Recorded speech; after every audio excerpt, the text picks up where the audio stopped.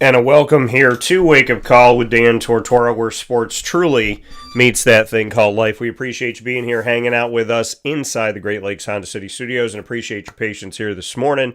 Wake Up Call with Dan Tortora, as I said, inside of these Great Lakes Honda City Studios. Our exclusive studio partner is the only place that I've gotten my vehicle for over a decade, including my new 2025 Honda CRV, all tricked out, the black on black on black, the heated seats, which you definitely can appreciate in this weather, and the sunroof, which is very, very nice to have all year round. So make sure you get out to Great Lakes Honda City on 7140 Henry Clay Boulevard today. Let them know the DT sent you. They're open for sales and service Monday through Saturday. You can get a sneak peek by going to greatlakeshondacity.com. If I sound a little bit different, it's because this is my sinus time of year, so I'm working through it, trying to be gentle on my voice, so I appreciate you understanding that. We're up and down the East Coast, the Midwest, the West Coast, and all around the globe on YouTube.com and Facebook.com, both /WakeUpCallDT, and on WakeUpCallDT.podbean.com. So however you're connected with the show,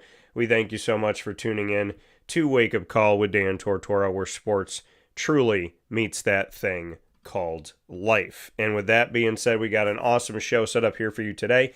Inside of MonPazPopcorn.com's What's Poppin', we have the Myers Creek Player of the Week coming to you. Myers Creek is the exclusive partner for my Player of the Week every single week. We bring you a Central and Upstate New York Player of the Week and typically a Syracuse football Player of the Week, but they were on bye week this past week, so we'll be back into that for next week, and then Papa Joe will be joining me here to speak on the 2025 Major League Baseball playoffs, as well as to make our picks for college football Week 8 and NFL Week 7. Hour number 2, Torrey Ball will be joining me of Syracuse football history, and now a Deputy Athletics Director for Business Development at Syracuse University. So very happy to have Torrey on the show, as he's been working behind the scenes for many years now. And I'm happy that we finally get to showcase him on the broadcast here today. So as I told you, first and foremost, it's time to bring you our Player of the Week for this week, proudly presented by Myers Creek. Let's get it.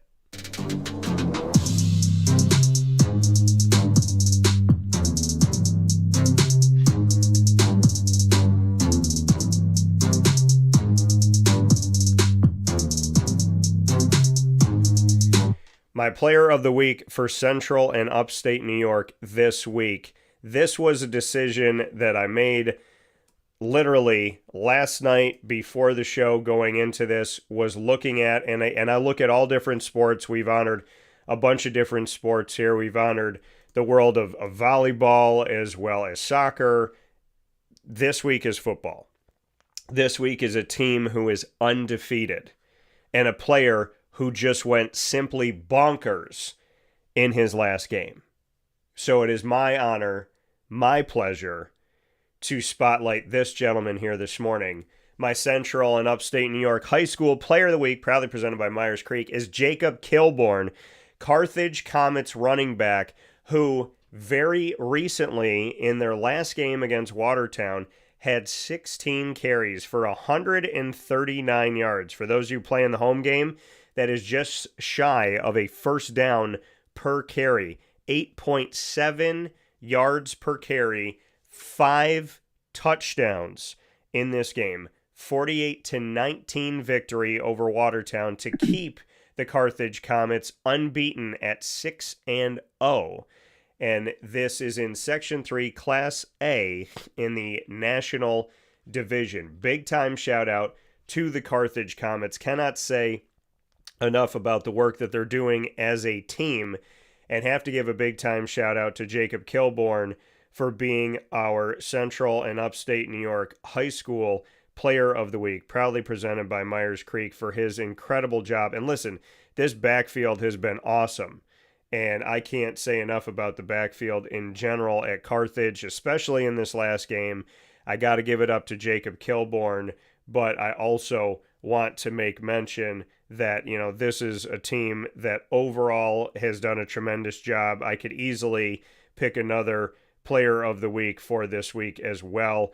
Alex Mitchell's another guy. He had multiple touchdowns in this game, and he had over 100 yards rushing. So I want to show love where love is due, and I want to give a big-time shout-out to the Carthage Comets football program. Jacob Kilborn, you had an insane game, and it definitely should be spoken about, and you should be shown that love. So much appreciation, much respect. I do want to give love to all of the parents and to the families that are supporting Carthage football. And of course, I want to give many thanks to Heather Ann, who put up a bunch of these pictures, added a bunch of pictures in the Carthage Watertown game. So Heather Ann, thank you that I was able to find this picture of Jacob Kilborn, our Central and Upstate New York High School Player of the Week, proudly presented by Myers Creek. One more time, 16 carries, 139 yards, 8.7 yards a carry, 5 touchdowns, and a 48-19 blowout win over Watertown, keeping the Carthage Comets unbeaten at 6-0, 3-0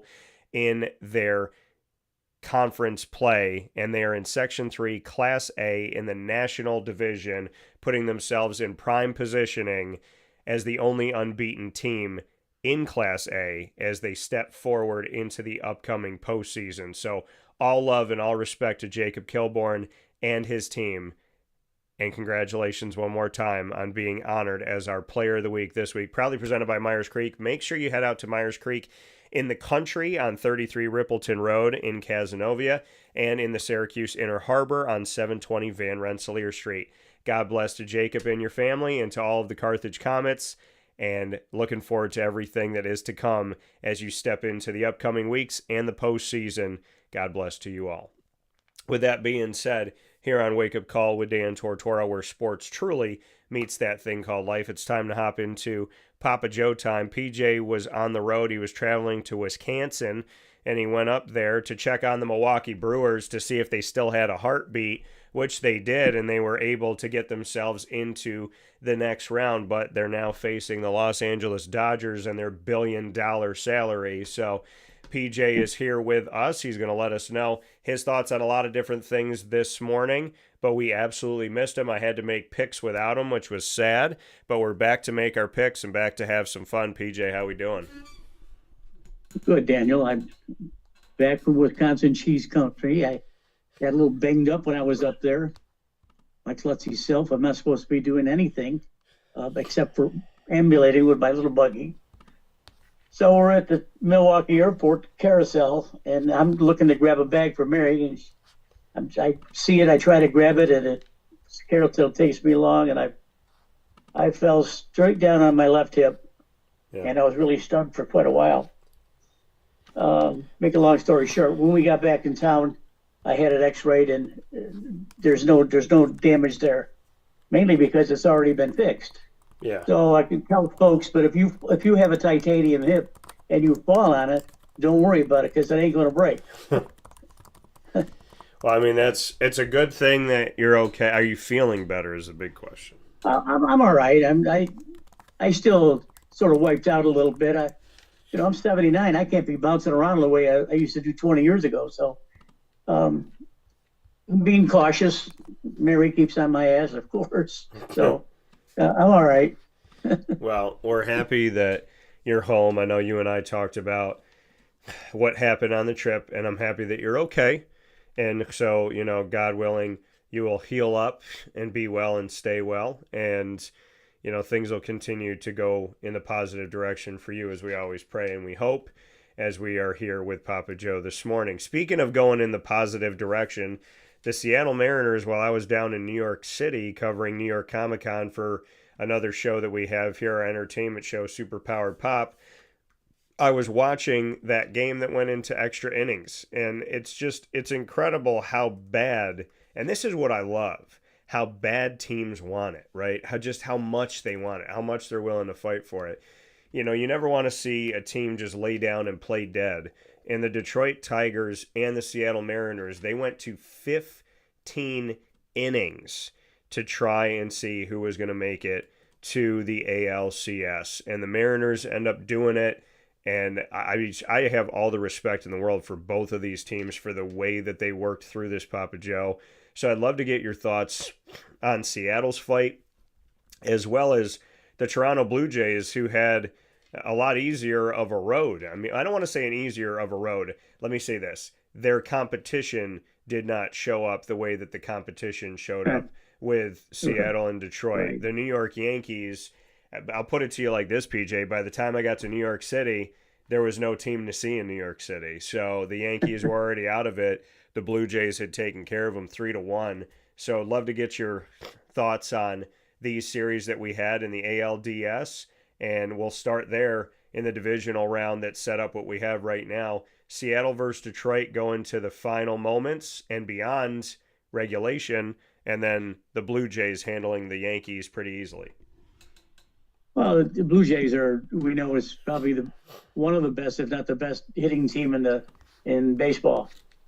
The Yankees they floundered the last couple of weeks of the season, as did the Mets. So New York had nothing to crow about. It just takes a lot of heart to win a game in 14 or 15 innings, because you've already exhausted your pitching staff, and your frontline players have probably already had 7 or 8 at bats, and their legs are tired, their arms are tired. It just takes a miracle to get through it. But Toronto deserves to be there. They didn't show up the first day against the Mariners, though, but the Mariners win at 3-1. When we were going through our selections for this World Series, I had the Tigers play in Philadelphia. You see how wrong I was. The Tigers couldn't match up with the Blue Jays. It's difficult. It's difficult to put into words how difficult it is to play this time of season. You're real tired. Let's face it. You're really tired. You play 162 games. You have 40 exhibition games. Half of those you probably play if you're a starter. So you're almost 200 games you play before the postseason. And I don't know what kind of vitamins these guys take, but they seem to wake up and ready to go. Yeah. The Mariners beat the Blue Jays 3-1 in the first game. They looked dominant, pitching wise.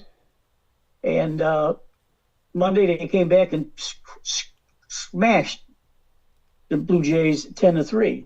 With Cal Raleigh leading the way for home runs in both of those games, I think. Of course, Cal Raleigh is my favorite player for MVP. We'll talk about that in a minute. Yeah. The Mariners surprised us this year, I think, because they came out of division with the Texas Rangers, and I thought the Rangers had that thing locked up maybe a month before the end of the season. But they played very well.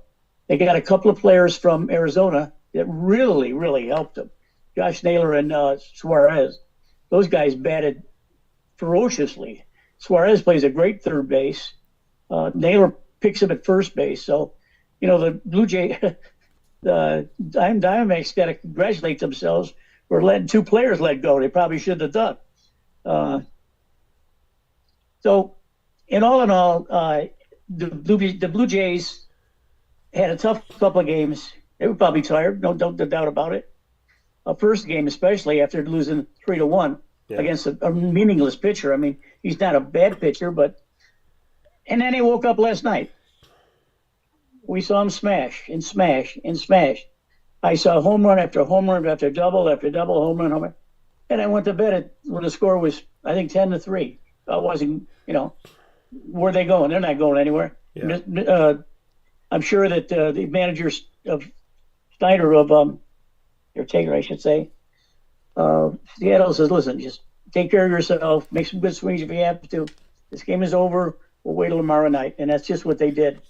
Kudos to Toronto, because really they are a ferocious hitting team. I mean, that's not even with Bo Bichette in there, who frankly is a great shortstop. It would accelerate anytime, anywhere, for any team. And I look for the Yankees to make a play for him. So we'll see where it goes. There's a lot of baseball news. I go on and on and on about baseball. Alex Bregman from the Boston Red Sox is now opted out of his contract this year. Yeah. As maybe Trevor Story. That's the right-hand side of the infield there. Story plays shortstop. Bregman plays third base. So when these guys get money in their nostrils, they say, well, I'm making $40 million here, but maybe I can make $45 million somewhere else. So, look for Bregman and Story to make their best deals. going forward. And we'll see where that lines. If you watch the Dodgers play, which, they've really mowed through everything, and frankly, I don't see them ever losing this deal against Milwaukee, certainly, and whoever they play in the series. If it's Toronto, it'll be pitching against defense, which I like. Yeah. I noticed that Ohtani is in a really, really, really big slump. He's pulling away from the ball. He's lunging at things. He's swinging it. The ball is outside the strike zone. Yeah. And he's trying to pitch too at the same time. So right. I'm not sure that the two equate. To me, if you're a pitcher, you're a pitcher. If you're a hitter, you're a hitter. I don't think it in his mind he's got things straight. He's just not swinging properly. But a lot of fun is going to be tonight when the Mariners play the Blue Jays, and Mad Matt Scherzer is going to be on the mound for Toronto. Now, if you heard me talk about Scherzer over the years, he is a real pisser, boy. He goes back several years. I think this is 18th or 19th year playing ball. He's a Cy Young Award winner. He's a future Hall of Famer, no doubt about it. And the thing about Max, to watch for you folks tonight watching, watch his intensity, watch his feistiness on the mound. Yeah. He doesn't like to be talked to. The catcher won't get out to talk to him. They don't need to talk to him. He's a future Hall of Famer. What the hell are they going to tell him? Manager comes out, forget about it. Hey, don't bother Max. You're going to love watching this guy pitch, especially in a situation like tonight, where if they win, they're going to even the series to 2-2. Max Scherzer certainly is not the type of pitcher he was maybe 5 years ago, but his will will win him a game, possibly tonight. If you see him, he's got several pitches he throws for strikes. You see him up in the strike zone, he's going to get guys chasing that high fastball are not going to catch up to. Yeah. So we'll see Max tonight, and we'll see where it goes. I think that the Mariners probably didn't want to see. No one wants to face Max Scherzer. Period. I mean, he's just a killer. It's going to be fun to watch. Some of the younger players from the Mariners probably saying, "Damn," he says, I wasn't even bored when he was playing ball." So it's funny to watch. Yeah, Max, and when you talk about Max Scherzer, I had the opportunity of seeing him and taking a bunch of pictures personally when I was at the game because he was a Syracuse Met at the time. So he was coming through the Mets farm system, getting himself back up to the Mets, and I had the opportunity to grab some pictures of him back in, that 2022-2023 time period, which was great. And so now, I mean, he was left for dead. The Mets had him and things weren't working out. They let him go. And he went on to the Texas Rangers. And the question was, I mean, they let Jacob deGrom go on to the Texas Rangers. They let Scherzer go on to the Texas Rangers. And the question was, are these guys going to be back in the spotlight? Are they going to command the spotlight? Are they going to be one of the best pitchers out there? Are they even going to pitch? Are they even going to be in rotation? And now you see with the Toronto Blue Jays, like you said, what he's doing. I mean, he's started in 17 games, and he's had a lot of success with Toronto. Obviously, they are where they are for a reason, and that comes with their team. So shout out to Scherzer for the work that he's done. I love the fact that I got to take some pictures of him when he was wearing my favorite number 21 for the Mets in Syracuse, and now to see him continue to move on. I mean, names like that, the DeGroms and the Scherzers of the world, of are you ever going to hear the name again? And now you're looking at not only are you hearing the name again, but you might hear this name in the World Series depending on how they do moving forward. I want to make a note of the Blue Jays bats because they've been wild. They scored 23 runs in their first two games against the New York Yankees in the divisional series in the American League. 10-1 in their first game, 13-7 in the second game. Then they lost 9-6. Then they won 5-2 to win the series. And then you see how they did against Seattle, 3-1 loss, 10-3 loss, and then they wake up with 13 runs that they have in this last game at Seattle. They steal one on the road to put themselves in a position where they could tie the series. As it's when you come to that game 3, there's a big difference between being down, coming out of that game 3, they could have been down 3-0, right? Or been in a position where now it's 2-1 and now you have a chance to tie it 2-2. So there's, that game 3, especially when you're down 0-2, to get that one win, you're one step away from tying the series, and things can change in an instant. They're going to try and do to Seattle what Seattle did to them, which is steal some games. And, I got a ton of respect for the Blue Jays bats and what they've been able to do. When they score under 10 runs, they've only won one of those games in these last 4 here. Like I said, losing 9-6 to the Yankees, and then 3-1 and 10-3 to Seattle. So when they score under double-digit runs in these last few games, they've only won one of those times, and that was in the 5-2 game to win the series over New York in the Bronx. So Toronto's got to have those bats firing away, and we'll see if they can do it again as they have a game tonight, October 16th at Seattle at 8:33 p.m. Eastern Time on FS1, Fox Sports 1. PJ, you got into speaking about the National League. I know we started in the American League, and you went over to the National as well. And in the National League, the Dodgers had little to no trouble taking care of the Philadelphia Phillies. And then we see the Milwaukee Brewers, and it took everything for them to get out of that series with the Cubs winning it 3-2 as the Cubs pushed them to the brink. The Brewers came in with the best record in baseball, not the best record in the National League, the best record overall, and had just shy of 100 wins on the season in the regular season. Yet as the 1 seed in the National League, they looked like they were vulnerable, and they found a way to get past the Cubs. Now they have the Dodgers. The Dodgers lead the series 2-0. And here's the thing with Milwaukee. You were just in Milwaukee. Like I said, you made sure they had a pulse when they were going up against Chicago. The question is that heart still beating in Milwaukee? What are your thoughts about this series against the Dodgers that will continue tonight at 6:08 p.m. Eastern Time on TBS and True TV? Does Milwaukee have a chance? And secondly, being in Wisconsin, how many people were rocking Milwaukee gear, and what was the atmosphere like in Wisconsin? Oh, it's crazy in Milwaukee. Crazy. It's always been that way. Even with they play basketball or football for Wisconsin or the Green Bay, it's crazy. Yeah. It's fun to watch. It's fun to listen to. Of course, my whole family up there are crazy Brewer games, and a lot of them go to the games. I don't know if anyone went to a couple of them. I don't think anyone. You can't buy tickets. I mean, they're scalping the tickets for $400. I mean, $450. You can't go watch the game like that. As it is, it's expensive to go watch the Brewers play for a family. But it was fun to watch. But to talk about the Dodgers, I think we may be seeing one of the best teams that's played baseball, say in the last couple of decades. This team is so loaded. Last year, they won it, and this year they're even better. All you got to do is look at pitching, Daniel. I always scream about this for my fans out there. Pitching and defense will win games in the big series like this. You can't make errors. You got to pitch good. One of the best pitchers to come along in the last 10 years is Blake Snell.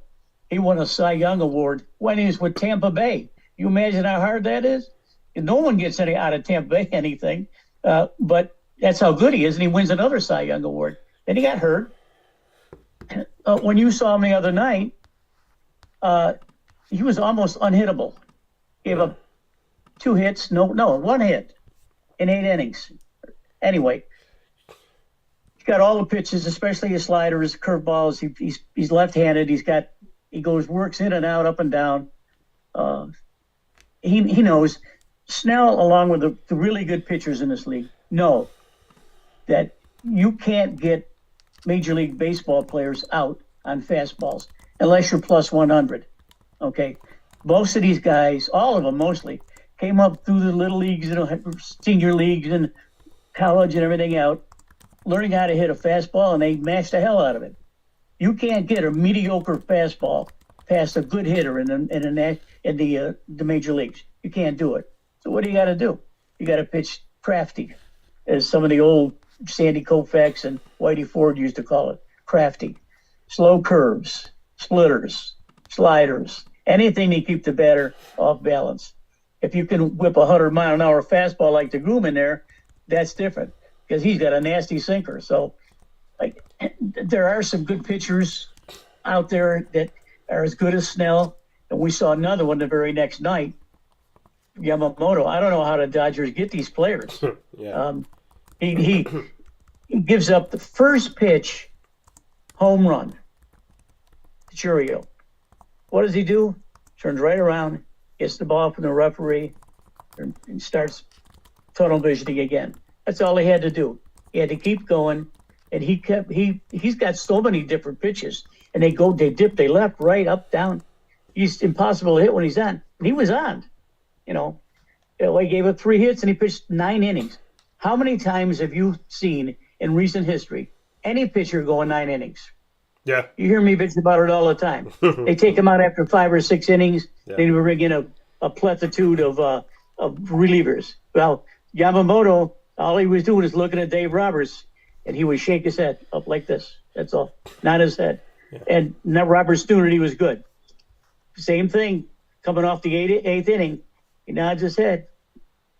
Roberts leaves him alone, goes back out, completes the game.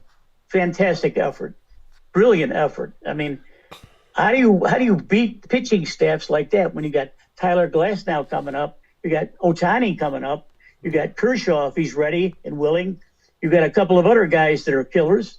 So you're not going to beat the LA 2-1 or 3-2 or anything like that. In order to beat LA, you got to pound the hell out of them. Get 5 or 6 runs, 7 runs, and just hope your relievers can hang on. Because as of now, I don't see how anyone can beat the pitching staff that the Dodgers have right now. Yeah, and that's the thing. You put together essentially an all-star team, and LA has the money. Here's the thing. California always, I shouldn't say always, but California multiple times that I've been alive has claimed that the state itself is in debt.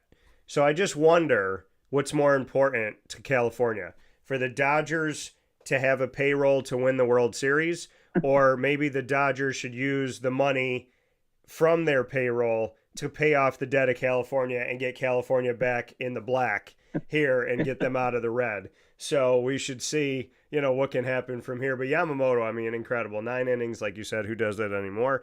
3 hits, 1 run, 1 error, in 9 innings, he only had 1 walk, 7 Ks, 1 home run off of him. His ERA was under 2. Yamamoto's nuts. And, people talk about Shohei Ohtani, but you got to talk about Yamamoto too. And this team, again, it's the all-star team. It kind of looks like the Dodgers came out of the all-star break and just had a bunch of all-stars from different teams just stay with them, because that's what the Dodgers are. They are an all-star team. So we'll see what they can do tonight against the Brewers. I love that both games are on tonight. I'll be watching both. I'm excited.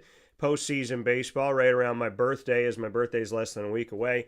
PJ and I will take a step aside. When we come back, we're going to stay on the field, but we're going to switch fields, and we're going to go to college football as well as the NFL. We're going to make our Week 8 picks in college football, our NFL Week 7 picks, and we're going to hear what PJ thinks about Penn State. Remember how they were ranked in the nation's top 10, and then they were top 5. They were getting votes to be number 1. They were number 2 in the country, and I kept asking you why, because what have they done? And then they showed you who they were, and then nobody wants to talk about it. So we'll discuss that in just a little bit. And again, it's not an attack on Penn State. It's just me telling you, no matter who it is, tell me why they're there. And if you can't tell me why they're there with factual evidence from this season, then they shouldn't be there. And Penn State proved a point I've been making for years. There's unfair advantages in the polls, and it needs to stop. We need to start holding people accountable. We'll be back right after this inside of the Great Lakes Honda City Studios. Hi, this is Amy from Mother's Cupboard, home of the Whole Frittata. We are open daily 6 a.m. to 1:30 p.m. For takeout orders, call 314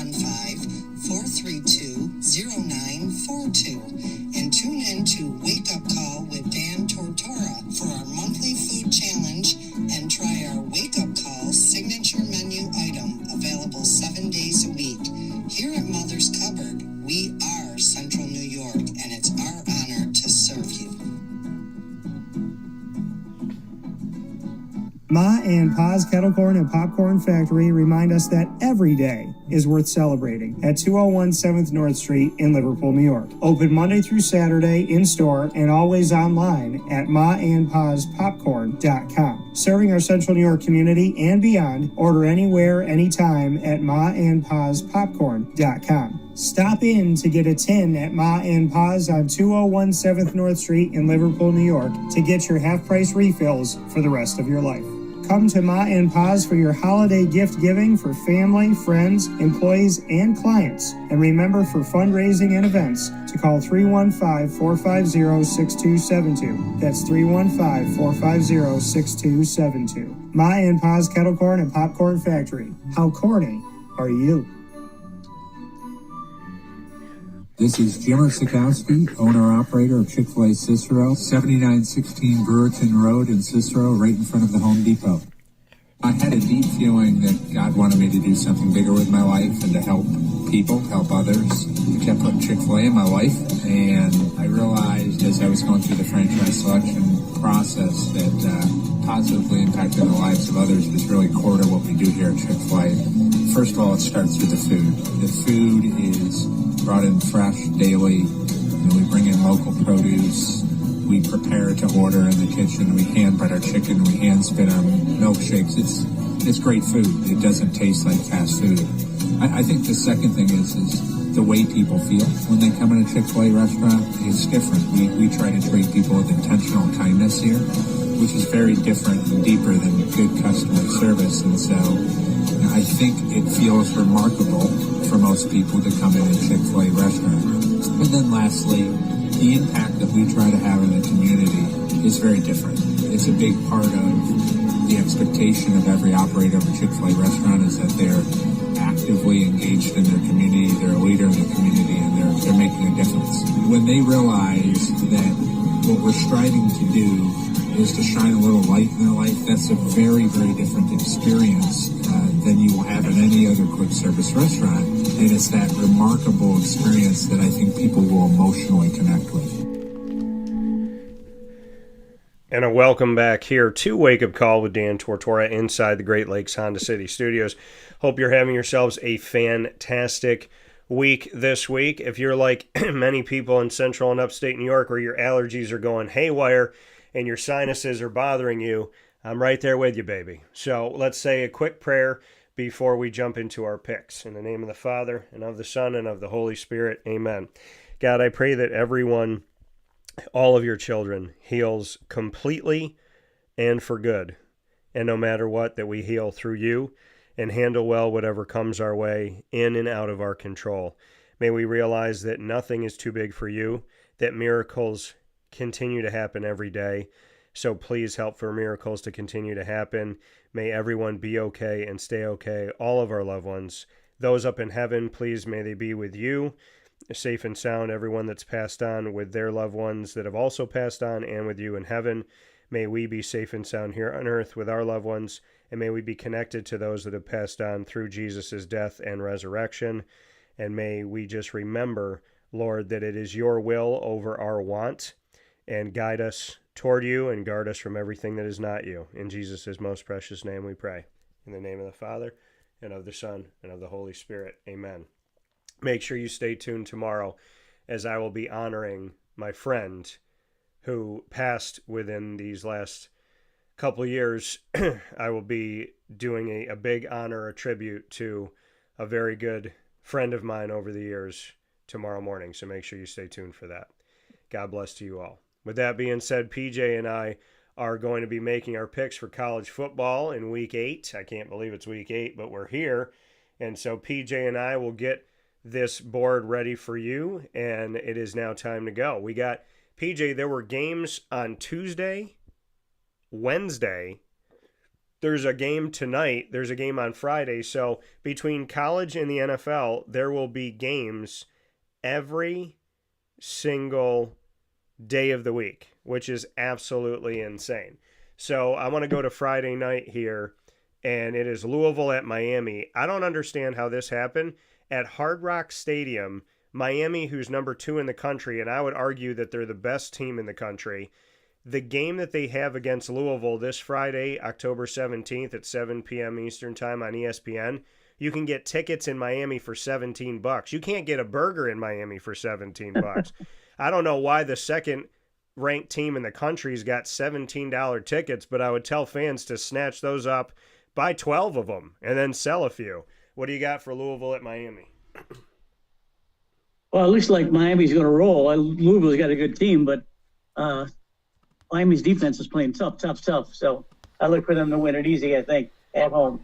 Yeah, PJ going to go with Miami here. I'm also going to take Miami in this matchup because to me, I think Miami has, like I said, they've put in the work, right? They're a team that I think, people want to put high and they want to give them, the praise, but in these last couple seasons, it hasn't really come through.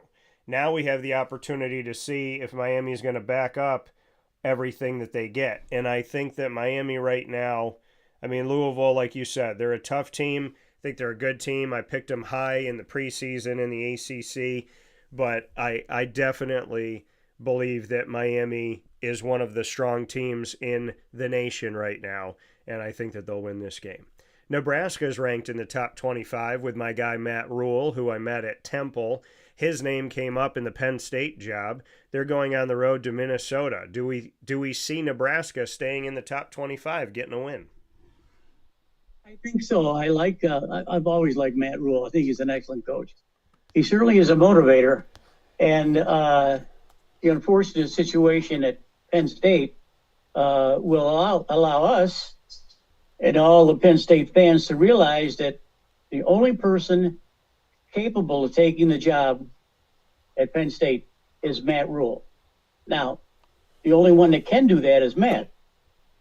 Now, I'm not sure he's going to do that. I think he's pretty well set in at Nebraska. He's got a good quarterback. I'm not sure they're as good as they are, but they shouldn't have any problem winning this game. Look for news about Matt Rule later on in the season about the Penn State job.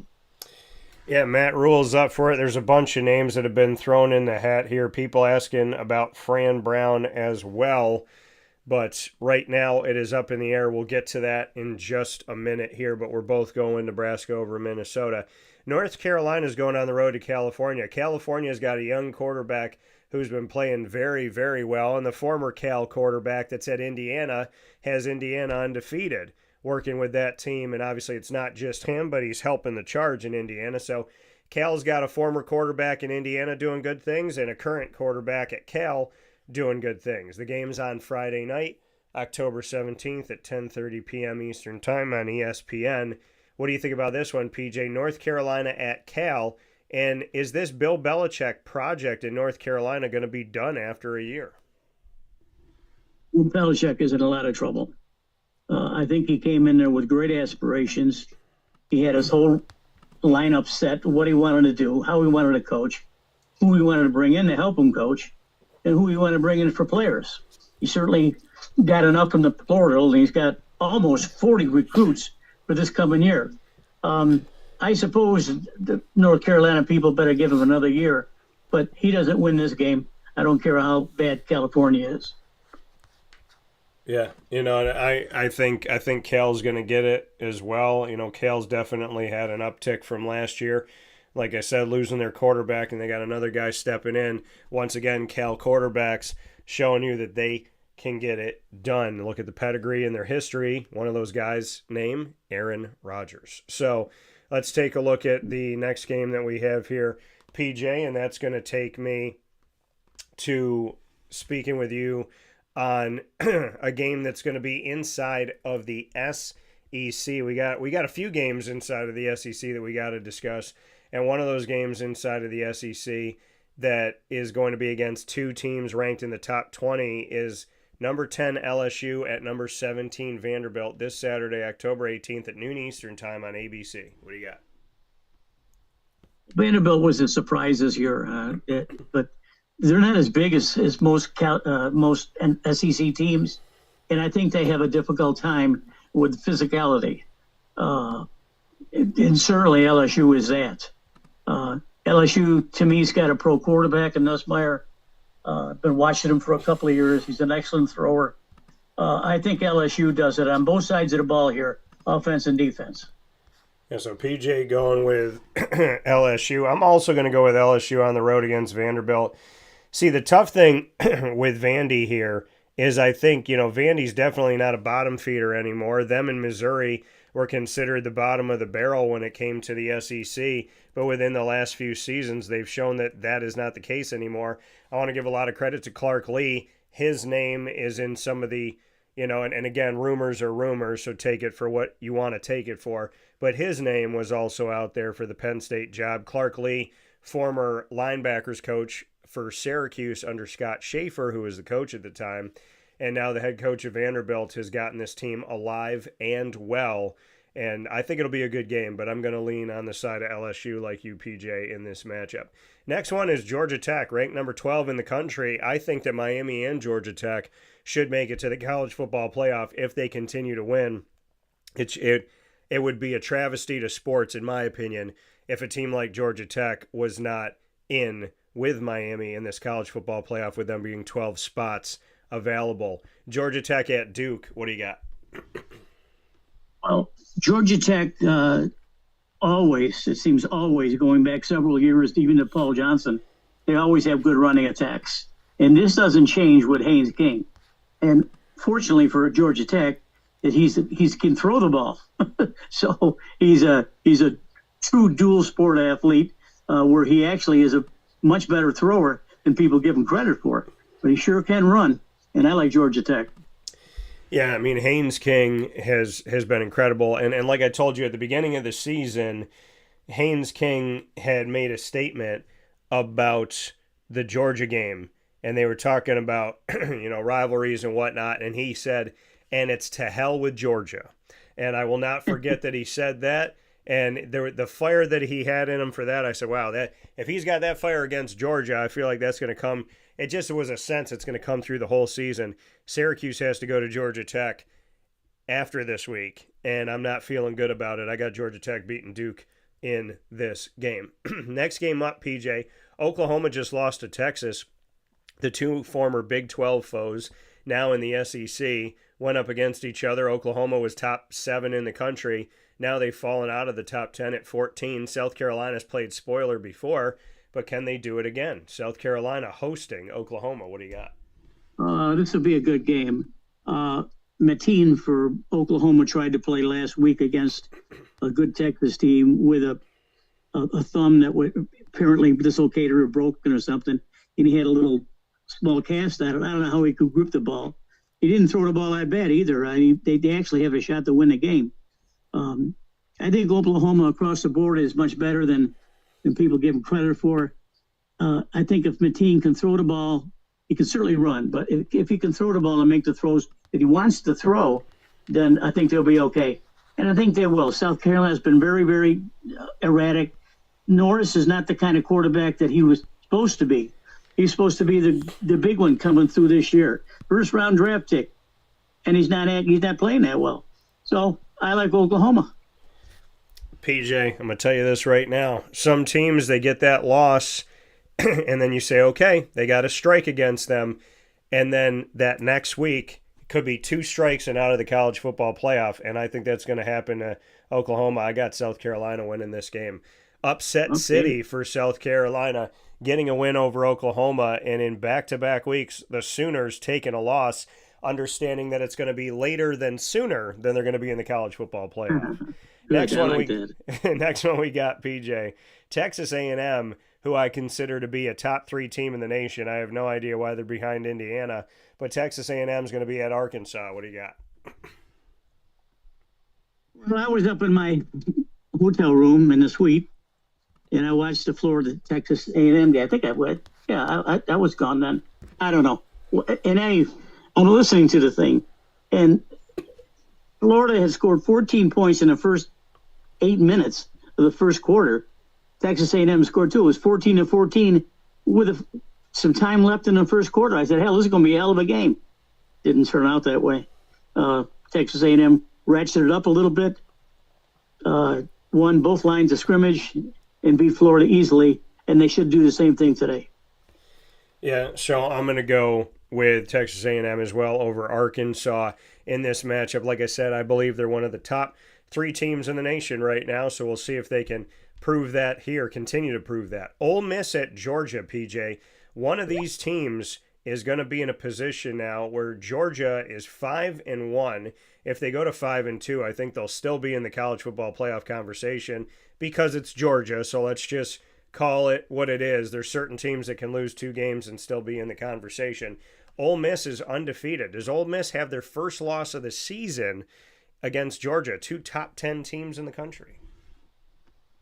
I think that Ole Miss is obviously been playing very well this year, as a lot of SEC teams are. But this is a different animal going over there to visit Georgia. When you're between the hedges, it ain't easy. Now, last week, Auburn sort of pushed them around for the first half. I don't know what Kirby Smart told them in the halftime, but they came out roaring, scored 20 points, and win the game easily. Lane the train, he can't make any mistakes against this Georgia defense. He's really, a matter of fact, he's the kind of guy who's kind of a gunslinger attitude. He'll take chances, a lot of chances, and they ain't going to work because Georgia, I think, is too tough up front, and they got a good defensive backfield. So I look for Georgia to win. PJ going with the Lane train, getting his first loss of the season, picking Georgia to win this game. And here's the thing. Georgia, this would be huge for them if they get this. It would still keep Ole Miss in the conversation for the college football playoff. I'm going to go with Georgia as well. Now, if Ole Miss wins this game, they're in really, really, really good footing. But I think if they lose this game, I think if it's a close game and Georgia wins and Ole Miss loses, they're both still in the conversation for the college football playoff, very much so. Next one we got up here, and I'm going with Georgia. Let's go to your Gators, PJ. Mississippi State at Florida. Some people saying that Billy Napier can be fired as early as this weekend. What are your thoughts? I'm really distraught. I knew that they had a very difficult schedule this year. Of course, the whole nation did. But sometime they're going to have to rise up and play. They have 6 starting guys that are not playing, and 6 more that are probable. They're not that deep, but who they're playing is. So, this is homecoming for Florida at the Swamp. Mississippi State, I haven't read anything about them, or I haven't followed them at all. I know they got a 4-2 record. I mean, they're obviously not that bad playing in the SEC. I mean, what am I going to say? I'm going to go with Florida. I don't think they're going to win, but I got to say Florida because DJ Lagway, I actually confronted his coach, Billy Napier, and said, listen, this dumping stuff off left and right and back and forth. Let's throw the ball down the field. And I think that's what they're going to do. They got 2 freshman wide receivers, real freshmen, not redshirt, real freshmen that can play anywhere in the country. Somehow they got to give Lagway time to do it. If he does that, they'll walk away with this game. But it's going to be tough. But I got to go with Florida. Yeah, I'm going to pick the Gators too. I mean, the alleged conversation, and I say alleged because I was not a part of it, and it was not my source. And when it's not my source, I take it with a grain of salt. Looking at the fact that what I just read recently was that some of these boosters that apparently, have the money and provide the resources had a little conversation about if they're going to continue to give to Florida, then a change needs to be made at head coach. So even if they win, could we still see a firing? That's going to be an interesting thing here. But, like I said, take it with a grain of salt. It's not my source. But the conversation of what's going to happen, and we know the SEC does not allow you a lot of time. So Mississippi State and Florida. I've heard that, Daniel. Down here, that's all they talk about every week is firing Billy Napier. I got to take it with a grain of salt, too. I mean, I know that the Bull Gators have got tons of cash. That's for sure. If they want to buy him out, they'll buy him out. They'll go to the president and say, listen, president, we got the money. Take care of things. Get him out. We'll bring someone else in and we'll go from there. He can't listen to that kind of stuff. He's got to recruit for next year. He's still got some players that want to play for him, of course. And I'm telling you, Florida will hurt themselves if they get rid of him during the year. Because if they do that, it's going to be an outflow of players that will go somewhere else. I don't care who they bring in for a coach. So listen to me, folks. This is all BS until such time as Napier can right the ship here, beat Mississippi State. They still got some impossible games going forward, but I look for him to finish the year, to keep his recruiting class together and keep his current roster in Gainesville. Yeah, so we'll see what happens with it. We're both picking Florida, but we'll see how it all ends up shaking out here in the SEC. Next game that we have up here, Papa Joe, we're going to go to Texas at Kentucky. They're back in the top 25. They're 21. Can they keep winning? Arch Manning is playing really good. I think last week was the first time I actually saw him play on the tube, because Texas in the SEC just doesn't fit right with me. But I guess I'm going to have to watch him more often. But he looked real comfortable. He's a big, tall, strong guy. Runs real well, too. I think that Texas won't have any problem here. Yeah, I got Texas winning this game as well. We know that Arch Manning and the team got to get it done if they want to stay in the argument and rise up the ranks. They got an opportunity to do it. USC at Notre Dame, PJ. USC is typically on Notre Dame's schedule. I'm also going with Texas in that game, by the way. Notre Dame typically has USC on the schedule, but in recent history, USC hasn't been that good. Now they're considered in the top 20. Notre Dame, for some odd reason, is 13th. What do you have for this one, PJ? Notre Dame is like Penn State.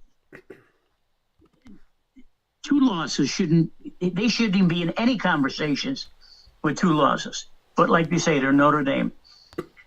Freeman's just like the Penn State coach, Franklin.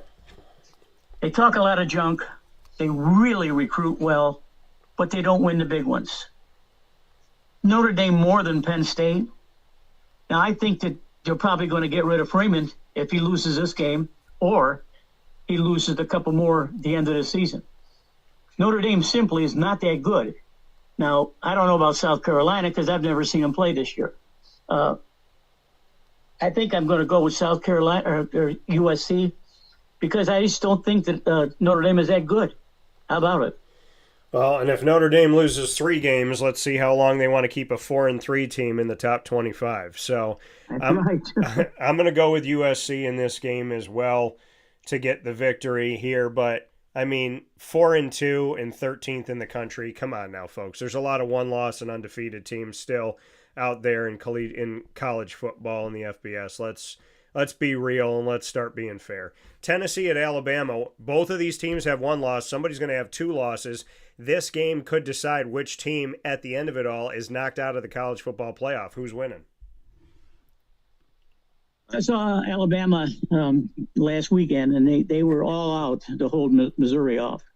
Missouri, a real good football team. But Alabama put it together in a hostile crowd, hostile atmosphere. Ty Simpson is, I think, is the real deal. I think he's going to get a lot of Heisman votes. I think he's going to be a top draft pick. I think he's tall, strong, makes the good decisions, and that's what you have to do against good football teams. He'll win this weekend. PJ going with Alabama at home, 7:30 p.m. Eastern Time on ABC this Saturday, October 18th. The game's at the same time that Syracuse is playing, and Tennessee at Alabama. I'm going to go with Fly Slamma Jamma Bama as well to get this victory, and I think Bama's going to shoot up the board here inside of the rankings, at least they should, with a win over Tennessee. I don't think Tennessee is totally out of it. I think they're a better 2-loss team than Notre Dame if it comes down to that. But I think that Alabama is going to get this victory, move themselves forward. They're 6th in the country. They'll be in the top 5 after this weekend with that win, if and when they get it. All right, PJ, let's do one more because we got to get to the NFL. For those waiting for Torrey Ball, he's coming up momentarily. So let's jump into Pittsburgh at Syracuse. The rivalry continues. These teams do not like each other. And last year when Syracuse went to Pittsburgh, it was an atypical game in a 10-3 season for Fran Brown. They only got blown out by one team, and they got spanked in this game. I believe there was 5 turnovers in the game, if not 6. I watched the game from New York City in a Syracuse bar, mind you, and the bar was silent as Syracuse got blown out by Pittsburgh. What happens in this one? As Pitt, it has now gone to their backup quarterback at the beginning of the season, and Syracuse is with their backup quarterback after Steve Angeli started things. What do you got? Syracuse hasn't looked the same since Angeli went down. I don't care what Fran Brown says or what Houdini he can pull out of his hat. His team just isn't that good. And you're there every day, so you know more than I do. Syracuse is in big trouble because they've lost. And I don't think that the pundits out there are going to give them a decent bowl game, but they got to beat Pittsburgh. But I don't think they will. I think Pitt goes into the Dome and wins. Yeah, I got Pitt in this game as well. I don't see it. I don't see Syracuse getting a victory. If they didn't get one last year with Kyle McCord in the way that the team was moving, I don't see them doing it against Pitt this season. So I'm going with Pittsburgh to come into the Dome and get a victory. I don't think fans are going to be happy with this one. There might be some boos in the Dome going on. So I definitely think that this is going to be one of those games where people are going to be frustrated. They're going to be upset. But that's where the team is currently at right now. And I don't put it all on Ricky. Listen, the defense has to make plays. There's a lot of things that have to happen that aren't necessarily happening. But I just don't see it. I don't see Syracuse getting it done. I think this game is going to go to the rival Pitt, and that's just how it's going to be. Unfortunately, Syracuse fans, you're going to see a loss this weekend, in my opinion. So let's go jump right into the NFL as PJ and I are going through our picks here, and Torrey Ball will be on the show momentarily, as I had stated before. So let's go right to the NFL. Thursday night, tonight, Pittsburgh at Cincinnati. Joe Flacco is now the quarterback of the Bengals, and this is his second go at it. Who wins this game in the AFC North? I think Pittsburgh handles it easy. Yeah, I'm going to go with Pittsburgh in this matchup as well to get the win on the road. I told you Aaron Rodgers was going to have a good season as a Steeler before the season even started. So I think Pitt's going to have a nice week here. Pitt's on the road, the Panthers and the Steelers, and they're both going to get a victory in our opinion here. I got Pitt in Thursday Night Football tonight. Next game we have up here, the Rams at the Jaguars. This game is at 9:30 a.m. Eastern Time because it's in London. What do you have for this one, PJ? Well, I've got to pick the Jags. The Jags are playing pretty well. I know they lost a tough one to Seattle. Seattle's a good team. Sam Darnold has absolutely woke up. I don't know how he got away from Minnesota, but that's Minnesota's problem. The Rams are a better team right now because of Matthew Stafford, but I think that Trevor Lawrence can pull the kids through. Yeah, I'm going with Jacksonville. I know that they had a tough go against Seattle at home, but they were able to get that Monday night win against Kansas City. I think the Jaguars, who have become, they're the team that's played in London the most, more than any other NFL franchise, but they haven't always gotten on the right side of things, but they have had some good moments in seasons where they didn't look as well. I think the Jaguars get this game against the Rams. New Orleans at the Bears, PJ, what do you got? Bears are waking up. I think Caleb Williams is making his mark. He's playing well, hasn't made too many mistakes. I think he keeps going forward. I told you all that Caleb Williams is going to have the opposite of a sophomore slump, and he's had that so far. I'm going with Chicago as well to win over the Saints. The Saints have done some good things. They've been very confusing, but I got Chicago at home. Miami at Cleveland, PJ. What do you have for these two 1-5 teams? Oh, this is an awful game, Daniel. This is an awful game. Tua was in the news a lot because he's lambasting his team. I don't know why he talks like that. He shouldn't be able to do that. He's supposed to be the leader of the team. Well, you lead the team by throwing touchdown passes, bro. That's what you got to do. So you better do it this week because I got you. Yeah, PJ going with the Miami Dolphins. I'm also going to pick the Dolphins because I just don't trust the Browns at all. And I don't trust either one of them, but I'm going to pick the Dolphins They're on the awful. road. New Awful team. New England at Tennessee, the Mike Vrabel Bowl. Mike Vrabel was fired, and then Tennessee hired Callahan. Well, they've since fired Callahan. So the person that they replaced Vrabel with in Tennessee has already been fired less than 2 years later, and now Mike Vrabel's coming into town, going back to Tennessee. What's going to happen, PJ? I'm sure in their locker room, during his locker room, there was a big poster up there, just said 10, TENN, exclamation point. Everyone pointing to this game as Vrabel. I don't know. They make some strange decisions over there in Tennessee. Mike Vrabel is a first-class coach. I don't know why you get rid of a guy like that. So what does he do? He sits back for a while. He drafts a number one pick, or not right, a first-round pick, and he starts winning with players that are inferior. Mike Vrabel is a good coach, folks, and Tennessee's going to see that. Yeah, I got to go with New England as well. New England's been playing well. Drake May's been playing well, and number one, I don't trust Tennessee, but I trust in Mike Vrabel. Massive mistake they made letting him go. I said New England should have hired him 2 years ago, and they listened this past year. So good for New England. They're doing better with him. The Raiders going up against the Chiefs. PJ, what do you got? Who are they playing? Raiders at the Chiefs. Oh, geez. And I think that Kansas City woke up last weekend, and you saw the Mahomes-Kelce combination work pretty well. I think that's probably going to continue forward. Plus, Rashee Rice is supposed to be playing this week, so they're going to stretch the field with him and dump it off to Kelce. I think it'll be a blowout, really.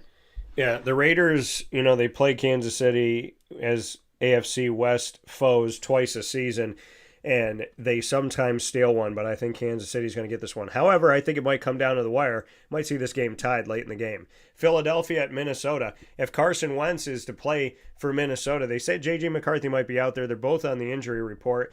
But if Carson Wentz played, he'd be playing his old team. Philadelphia at Minnesota, what do you got? The people in Philadelphia have been ragging Jalen Hurts and the boys because they're not winning big. He doesn't put up gaudy stats. He doesn't. He's not running the ball as well as he did in the Super Bowl year. But they play tough, and Sirianni's got these guys dialed in for how they play the game of football. It's not compiling the stats; it's compiling TDs to win, winning attitude.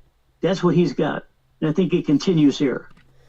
Yeah, I'm going to go with Philly in this one just because neither quarterback is at full go. So I'm going to go with Philadelphia. With Minnesota, Carson Wentz is not 100%, and neither is J.J. McCarthy. God willing, they will be soon. I'm going with Philly. Carolina at New York. The Jets are the only winless team in the nation, PJ. What do you got?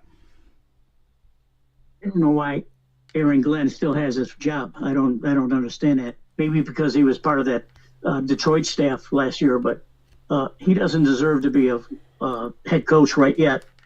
He doesn't know what he's doing over there. When you have a quarterback like Justin Fields who has talent, and last week you passed for minus 10 yards. Have you ever heard of that? How do you pass for minus 10 yards? Yeah. I don't get that. I think Carolina won last week, and I think they win again this week, but the Jets are terrible. Yeah, you pass for. You don't have a lot of yards out there when you're going up against the Broncos defense first and foremost. But Carolina's done some good things. They beat the Cowboys recently here, and Carolina's had a little uptick, and now they're playing a team that I think is going to go 0-7. The New York Jets, man, just not getting it done in recent history. The Giants at the Broncos. How about this? The Broncos get to play both New York teams that actually play in New Jersey. They get to play them both in back-to-back outings. They took care of the Jets. Will they take care of the Giants? Denver is a good football team. People are going to realize it this week. Yeah, PJ going with Denver. I'm also going with the Denver Broncos. The Broncos, if they keep you under 20, that's how they win these matchups, and they've been able to do it a bunch of times here. So I think Denver, I like Jackson Dart, but I think Denver's got this one. Indianapolis at the Los Angeles Chargers. Who wins this? Oh, boy. This is a pick'em game, really. They're in LA, and Justin Hebert is throwing the hell out of the ball. I like them. Yeah, PJ going to go with Herbert and the Chargers. This is a tough one for me. Well, you know what? I'm going to lean on the Chargers side. My guy from Syracuse that I told you, I believe in this guy, Aranda Gadsden II, became the number 1 tight end, and he was the second leader in receiving yards this past week as a rookie. I'm going to go with the Chargers at home because I think they got enough weapons to keep Indianapolis running all over the field. Washington at Dallas, what do you got?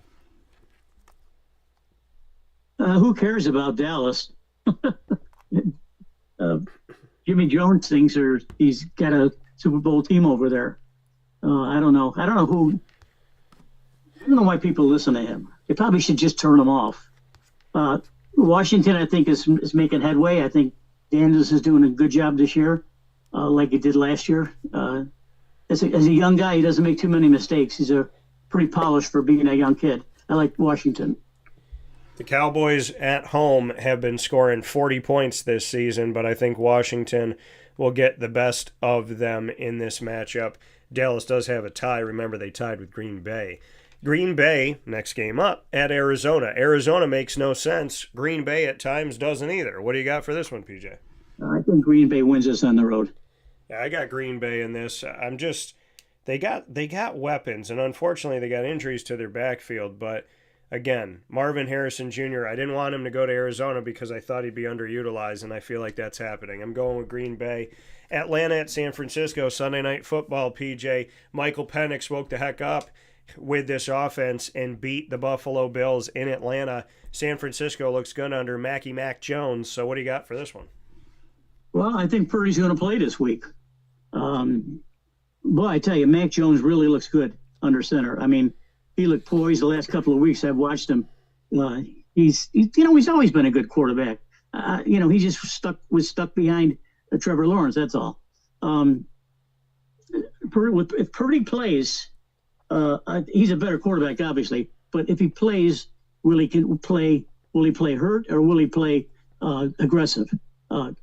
He doesn't like to run the ball that much. I think if he stays in the pocket and throws the kind of passes that I know he can throw, I think he wins the game. He wins the game. So PJ going with San Francisco. I'm going with Atlanta on the road. I know it's atypical because these West Coast teams, historically seem to get the best of other teams, but they got a lot of injuries to their skill players. And so I think Christian McCaffrey will go out there and do his thing, but a lot of other guys are down in the receiving core. Obviously, George Kittle's been out. So I'm going with Atlanta. Too many weapons winning this game. 2 Monday Night Football games have been doing it a lot this season. Tampa Bay at Detroit. PJ, what do you got? Oh, boy, this would be a hell of a game. This would be the one you watch right here. I watched Tampa this last weekend, and I saw one of the best plays I've ever seen on a football field when it was 3rd and 14, and Tampa Bay needed a first down. And Baker Mayfield was shucking and jiving back there, moving around. All of a sudden, he breaks in the pocket, darts left, darts right, darts left again, lunges forward, and gets a first down on 3rd and 14 or 4th and 14. He's remarkable this year, and I think he's got the inside track to be the MVP. Detroit is not playing very well at all. If Detroit gives Tampa just an inch, they're going to lose the game. And I think that Detroit will probably win. But I'll tell you, Baker Mayfield is the real deal. I love watching him play. So you're going with Detroit? Yes. All right, PJ going to go with the Detroit Lions in this matchup. Detroit has not shown up the way that we thought they would this year. I think if it's a close game, we know the comeback man this year is Baker Mayfield. So I'm going with Tampa on the road. Final game in Monday Night Football Part 2, Houston at Seattle. What do you got, PJ? I think C.J. Stroud has played a lot better this year. Recently, I should say. I think he wins in the game. He wins the game on the road.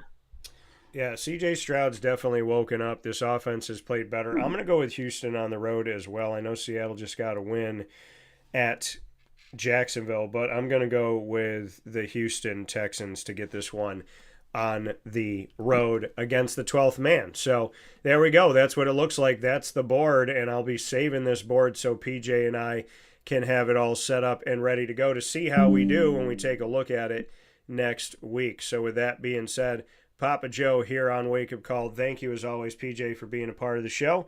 I hope you heal up and feel better, and I'll look forward to talking with you soon. Thank you. I feel better today. Thanks. Bye. Take care.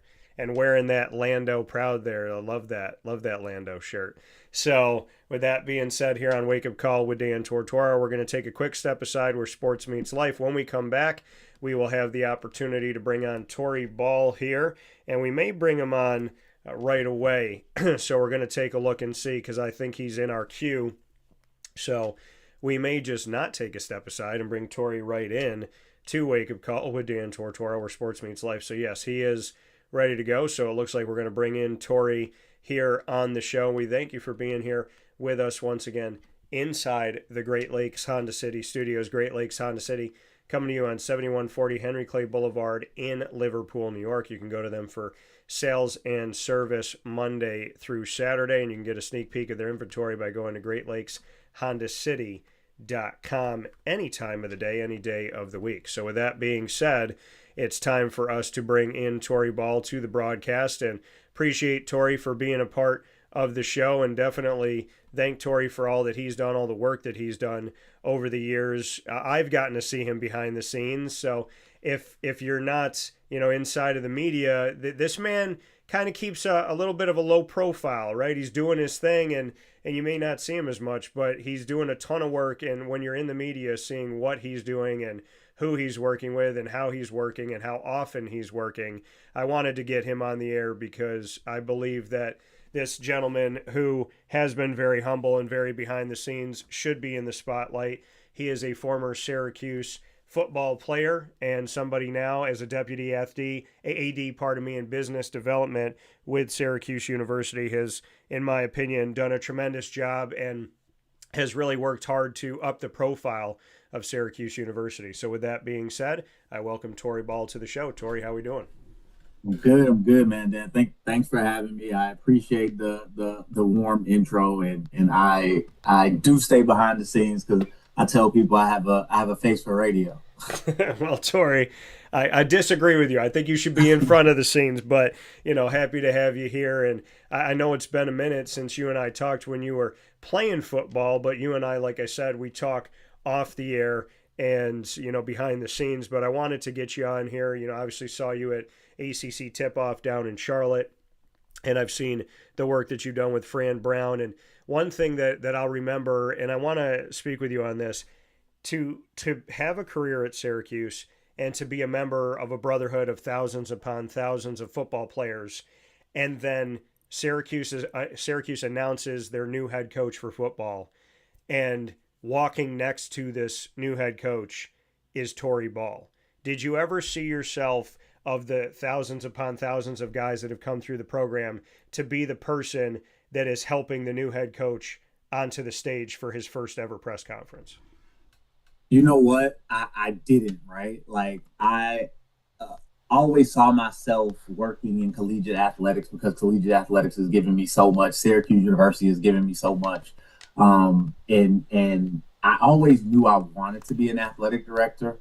I didn't know where that would take me, didn't know the route that it would take me. But when I got the opportunity to come back to Syracuse, it was super exciting. And within my first year, fortunately or unfortunately, we were hiring a new football head coach. And I got to be on the football hiring committee. And so I got to know a lot the candidates really, really well. And once we decided and pulled the trigger on Fran Brown, I was just designated the person to maintain his schedule, make sure he felt comfortable, make sure his family felt comfortable, made sure he had everything that he needed. And he kind of got an understanding of who Syracuse was. Because I had been a football player, talking on those thousands and thousands of players that are really a brotherhood. I got the opportunity to indoctrinate Fran into what that really means. And I got to help him, truly get an understanding of how special this place is during not only his first press conference, but, throughout his first month here. And since then, he's hit the ground running and doing his thing and making all the Syracuse football alumni proud. Yeah, and you said, you got to indoctrinate him. You got to tell him about Syracuse's history. What's the first, when you first met with Fran, what do you remember of that first interaction and maybe the first thing you told him about Syracuse football? I think the first thing that we kind of talked about was how special the history of this place was, especially for African Americans.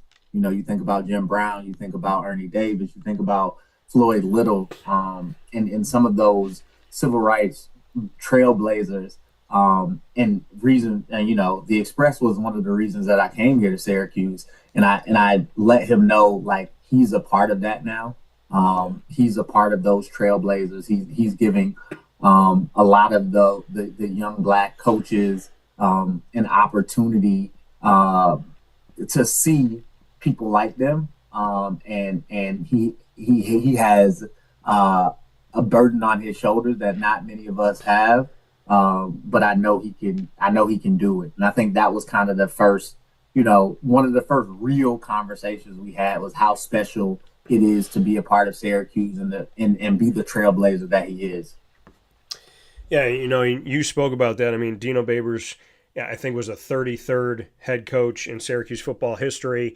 First African-American head coach, though, ever at Syracuse. Fran Right. being the second when it comes to speaking of the Syracuse football program.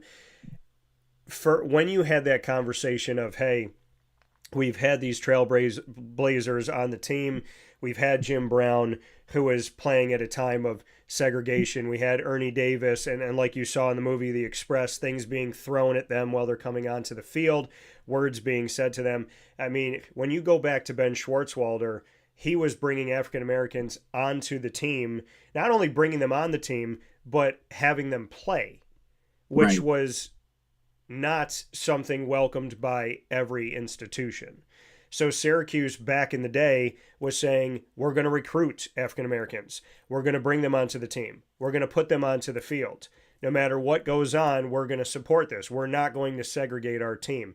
So to know the history of Syracuse football and to know that if Syracuse didn't do that, you don't have a 1959 national championship. No. So speaking about that with Fran saying, you're our 34th head coach in Syracuse football history, only our second African-American head football coach, but look at what the history of this program has done with African-Americans and trying to be trailblazers and pioneers in the North.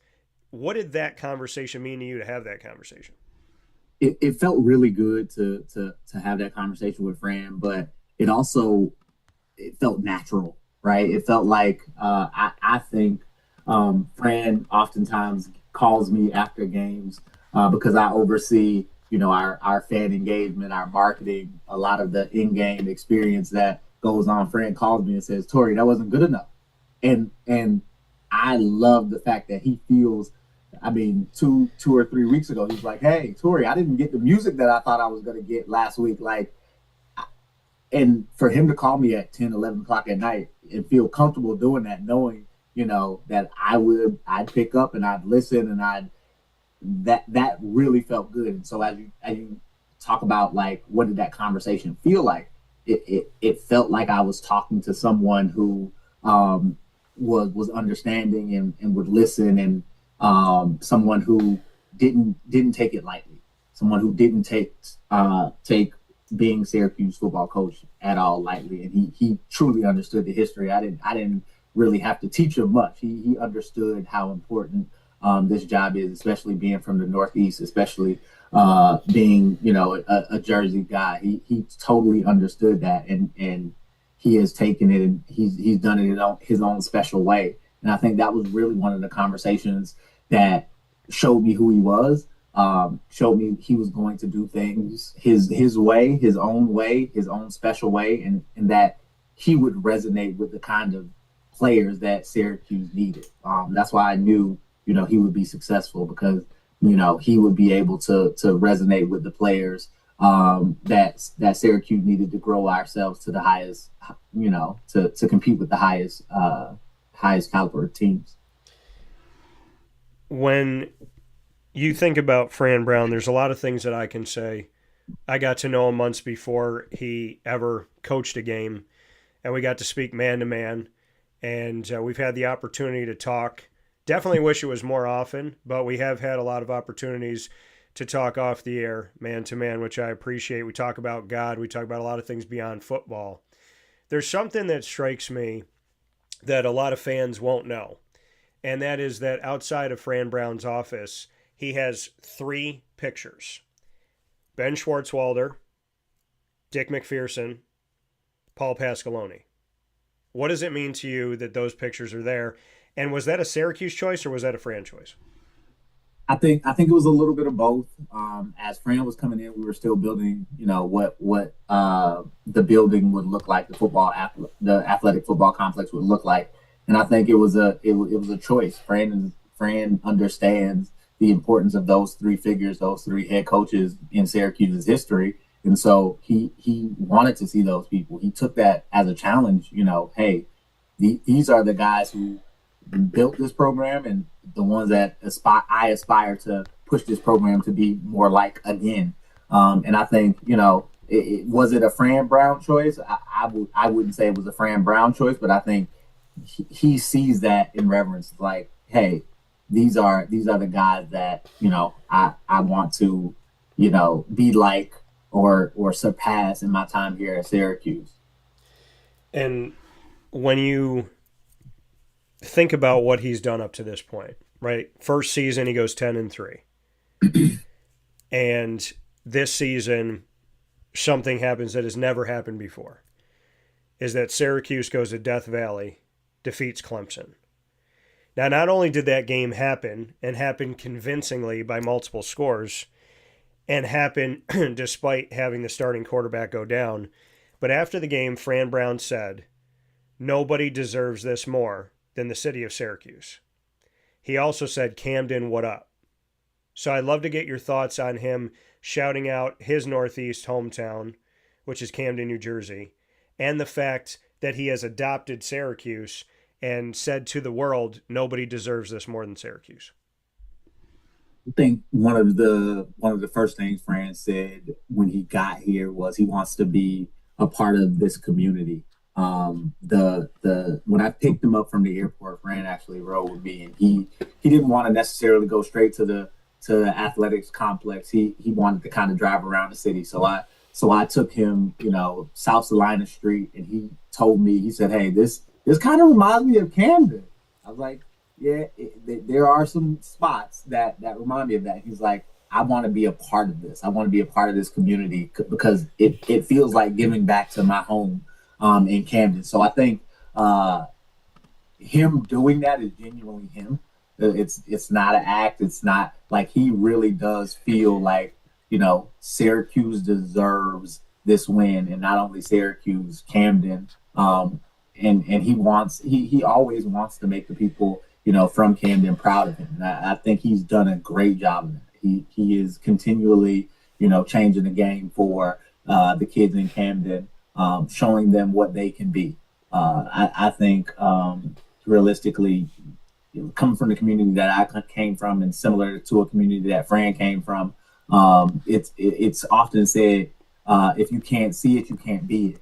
Fran is every day showing kids who they can be, showing young coaches, showing young men who they can be, the fathers they can be, the husbands that they can be.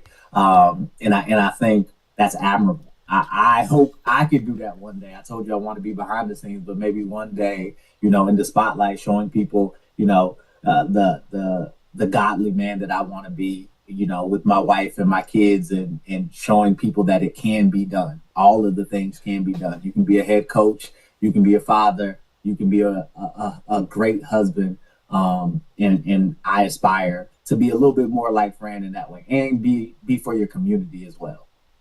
There's a lot of things you brought up, Torrey, in what you just said. But you said that Syracuse and Camden, New Jersey, that there are things or elements that remind you of your hometown, which is Athens, Georgia. What are the similarities that you see, and how do you and Fran, when Fran says, "I want to be in the community," and you talk about being a community man yourself, when you think about Camden, Syracuse, Athens, where are the similarities, and what is being done in Syracuse for you and for Fran to truly be community men and not just say you're community men. Right. I think, similarities is always, demographics, college towns. I won't say this about Camden, but Athens is where the University of Georgia is, for those who don't know. And I always say, right outside of a university is a displaced, community that people don't really understand. It was there first, right? So Athens is similar ways. There's the University of Georgia, and then right outside of the University of Georgia is, homes and Section 8 apartments and housing that you would think, hey, why does this look like this? And I think Syracuse is a little bit that same way. And I think it's important to understand that those people were a part of this community before the university, came in and took, liberties with some of the land. But I truly do feel that, as when I think about being a part of that community, I think about giving back to that community. It's really being there for them, and not in the way that I want to be there for them. It's the way that they need us to be there for them. And my community, it's going back, my best friends are all football coaches in either Athens or the surrounding towns. It's going back, talking with their players. It's going back and supporting. I can't tell you how many popcorn drives that I've been a part of, how many, just really being there to support the people however I can. I think Fran has a way of doing that as well. His first few months here, you saw him shoveling snow. You saw him out in the community picking up trash. You saw him in the places where the people needed him, and that's what's most important. Not being there, just for the cameras and the pictures, but being there when people really, really do need you. And that's part of being a community. That's part of being for the community, but also, we are all a piece of this global world, and we all have to help each other get better and through whatever we're going through. So. Torrey Ball here with us, Syracuse University Deputy Athletics Director, Business Development, and an Orange football alum here on Wake Up Call with Dan Tortora inside the Great Lakes Honda City Studios. Torrey, there's a lot going on in America, right? We can't say that there's not. We know that Fran believes in God. You spoke about God. I don't hide God at all. I feel like when I'm sitting in a media room at a post-game press conference with Fran, I wonder how many people are believing in God with me. But, I pray that it's more and more each day. But I find myself sitting in this seat, and for as many years as I've done it, 21 plus, I don't like the America I see today. I don't like that we're still talking black, white, man, woman. We're talking about they got money, they don't have money. It's just we're segregating and segregating and segregating and segregating. And the media is a big part of that. The media is a big part of take these factions and let's take black here, white here, and then let's separate men and women within the black community, men and women within the white community, men and women within the brown. And it's just getting wild to me, and it's wrong. And so I'd love to get your thoughts, because men have been attacked, and I've joked about this, but this is a real thing. If you go into Target for a Christmas card, you got 72 mom cards, 2 dad cards. It's like Hallmark doesn't even believe that dads are around anymore. And so, you talked about being a good father. We've spoken about, representation in the African-American community, but let's say universally about being a man, whatever color you are. How do we come together? How do we bring it together? Because we've seen a lot of divide in this country. We've seen a lot of hate in this country. We've seen a lot of things rise up in this country that I thought were dead. So I'd love to get your thoughts, because Fran doesn't shy away from it. I don't shy away from it. And I don't think you do either. No, I really do think if all of us would, one, aspire to be like God wanted us to be, like God was, like Jesus was, things will ultimately get better. But I, since having kids, and I have a 3-year-old and a newborn, since having kids, the one thing that I've said is I want to be the man that I want my kids to be. And if that means going the extra mile and, apologizing when I need to apologize, if that means going the extra mile and educating where needed to be educated, it's important to do that. And I think the opposite side of that is educating myself. You said that you thought some of the things in America, have gone away. In my mind, I never saw that. It was always here, but it was because of the skin that I live in. It's because of, where I'm from. I'm from Georgia. Like it's everywhere where I'm from. And so I don't know a reality other than that. Yeah. And so I think, that's given me a different perspective, but it's also told me that that's not the only perspective. I live in this skin every day, right? And I only know what, my lived experience is. But that doesn't mean that I can't seek understanding in other people's lived experience. And I think that's where America has a long way to go. I don't care, what party, what aisle you're coming from. If you seek to understand, you ultimately become a better person, and we will become a better society. My favorite saying is, seek to understand rather than to be understood. Mm-hmm. If you can do that every day, if every one of us can do that on our individual levels, we will grow and be better. And I think not too many people do that. We spend too much time talking and not enough time listening as a society, America as a whole.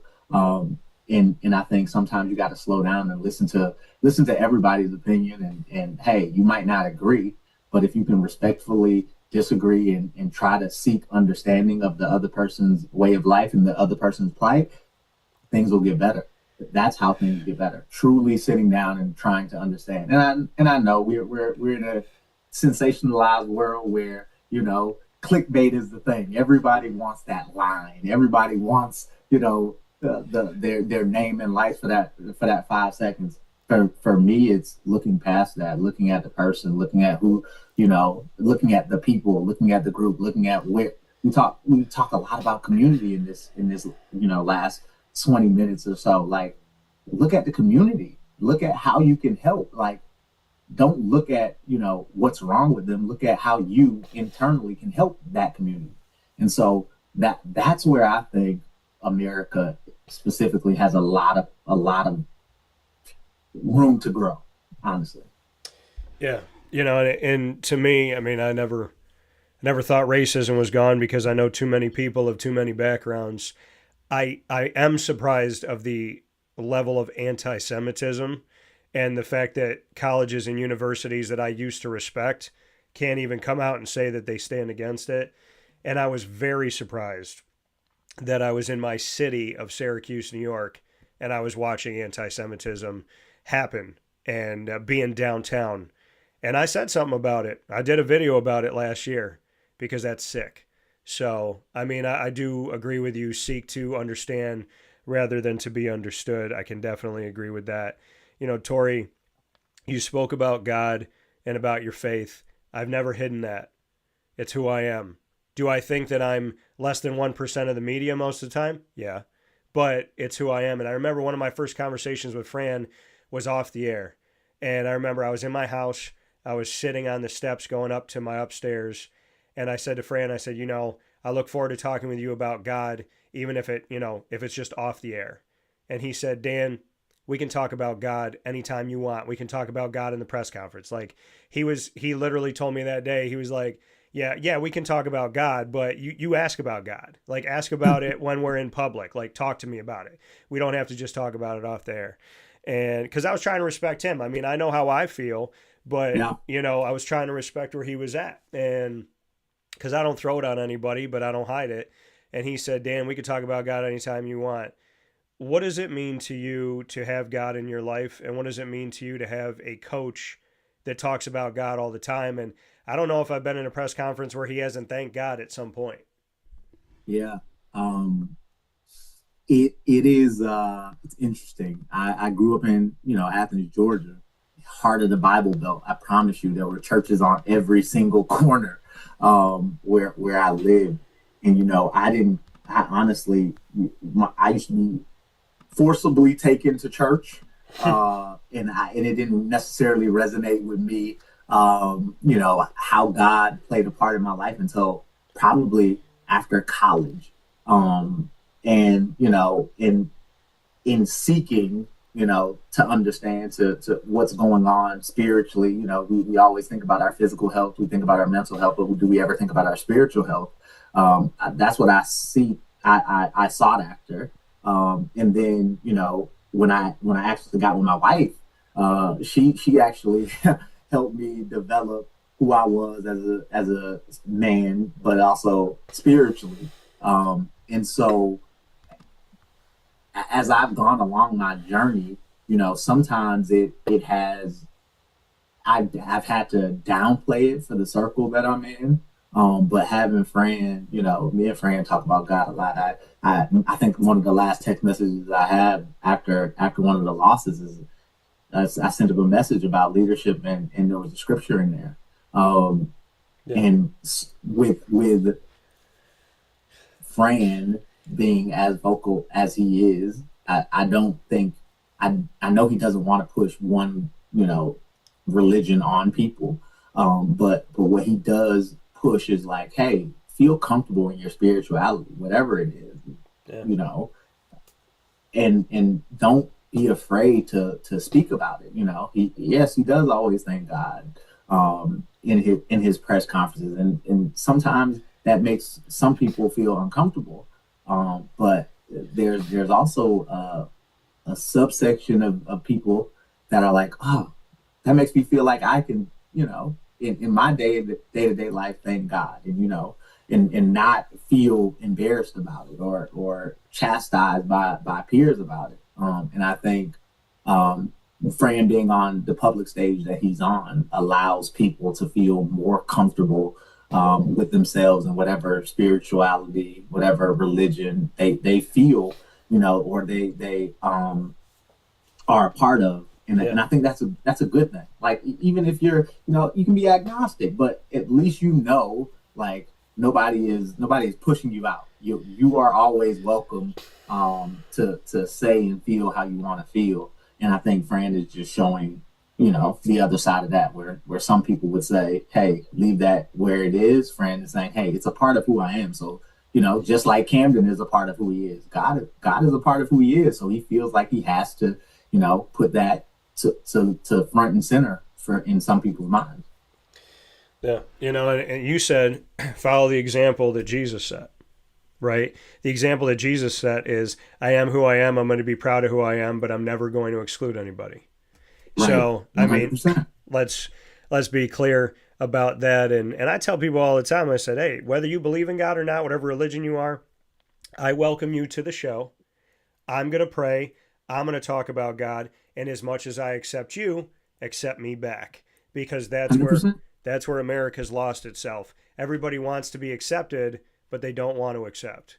So that's where we're at right now. And I'm going to tell you something, Torrey. Don't ever dim your light in any space. And if you feel like your light is dimmed in a space, then invite me to that space, and I'm going to make your light brighter, because I'll stand right next to you and talk about God with you.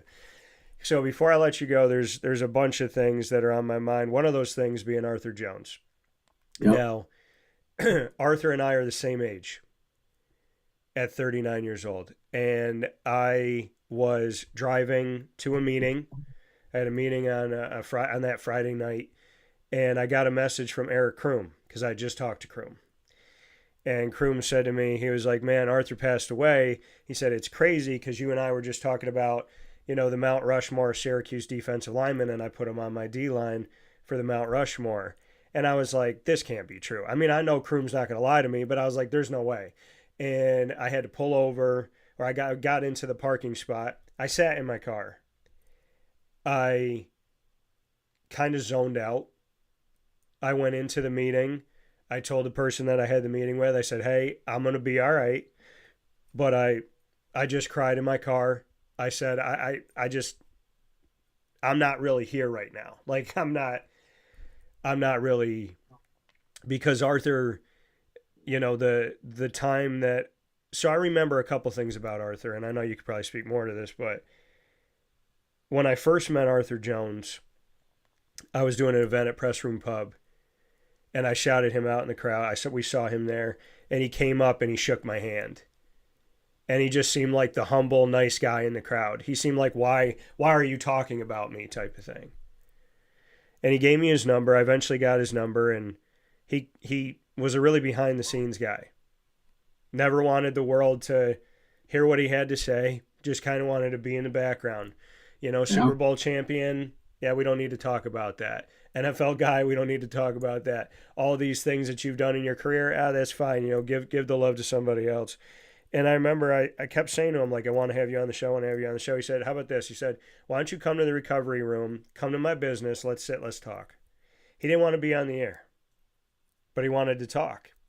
And he let me in. And you got that vibe that he didn't let a lot of people like talk, just talk with him about stuff. And with the media, he was really private. And we sat in the recovery room in recliners next to each other. And we just talked about family and life, and we laughed. And he was a real dude. And I was hoping coming out of that, I'm like, I hope that he can feel comfortable with me. Like, as much as he doesn't talk to the media, like, I hope that I, he sees in me that him and I are right here. We're on an even playing field. I still don't know what to say, Torrey, because, hopefully you know this, but I treat y'all like family. I don't care if you played 2 downs or if you're an All-American. That doesn't matter to me. And, Arthur, I spoke about him all the time. When it came about upstate Central New York talent, upstate New York talent, and people saying there's nobody from New York, I mentioned him all the time. And, dude, I miss him. And I know it's long-winded, but I don't really know what to say, because a father and a husband and a brother to you and to everybody in the Syracuse family and to his brothers, Johnny and Chandler. He was 39 years old, and this stuff don't make sense. Yeah. So Art was an amazing man. You are 100% right. Art was humble beyond measure. He was definitely private.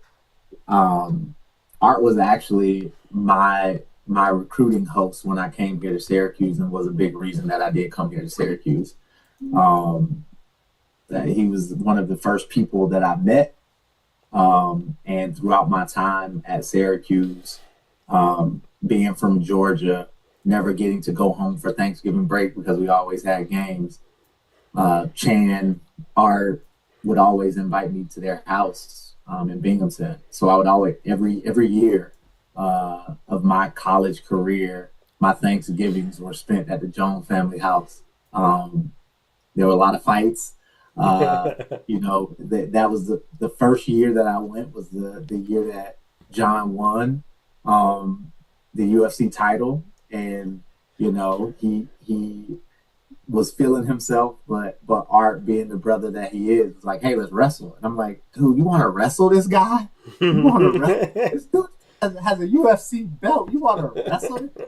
And, it was just like who he was as a person that still sits with me, and all of the times that we had together. Art was really one of those dudes that was kind of stoic. He was like his dad so much, like super stoic dude, like just humble.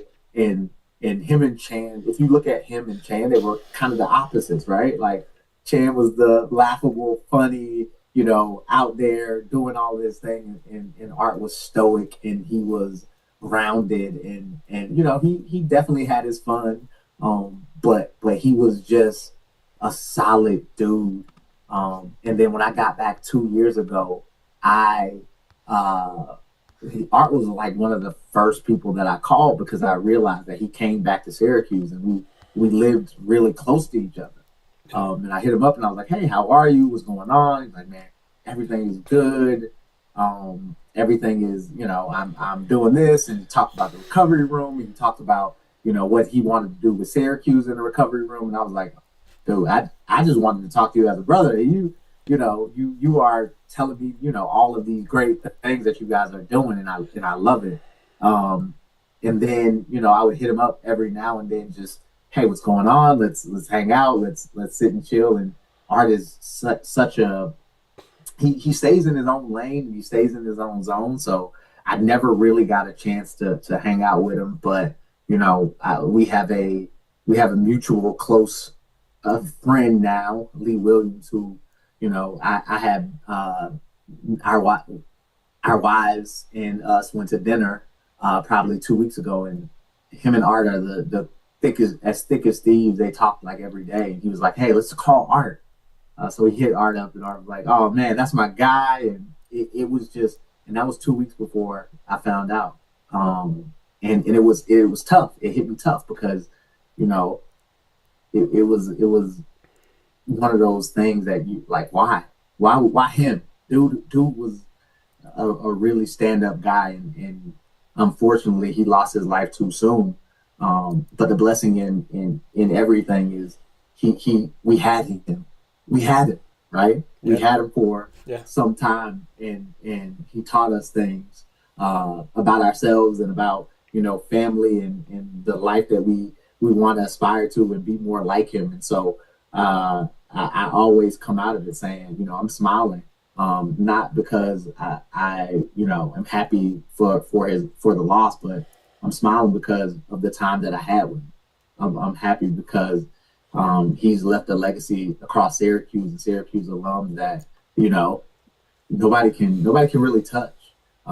Super Bowl champion, brother of another Super Bowl champion, brother of a 3-time USC champion, father, husband, community leader, right? Businessman, all of the things that you can say about a dude. And when it's my time, I hope, people will speak of me as highly as they speak of him, because he was a special guy. Yeah. And I appreciate all those words. And it is, I mean, he was so to himself. And I just remember being like, why? I want to tell people about you. Like, I want to share. But, when he finally was like, yeah, come to the recovery room and let's just sit. I mean, we did. And it was so cool, man. I mean, just time just flew by. And yeah, I mean, he's a good person. And I speak in Syracuse is a special place. Yeah. That like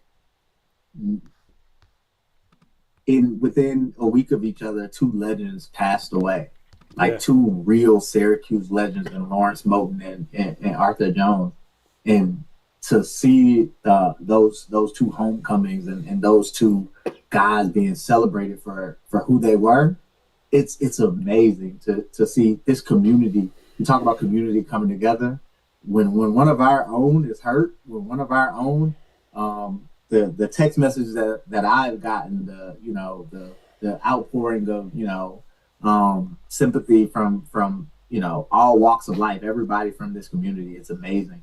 And it just shows that, like, hey, when I think about recruiting, when you come here, it's not a 4-year agreement. It's a lifetime agreement.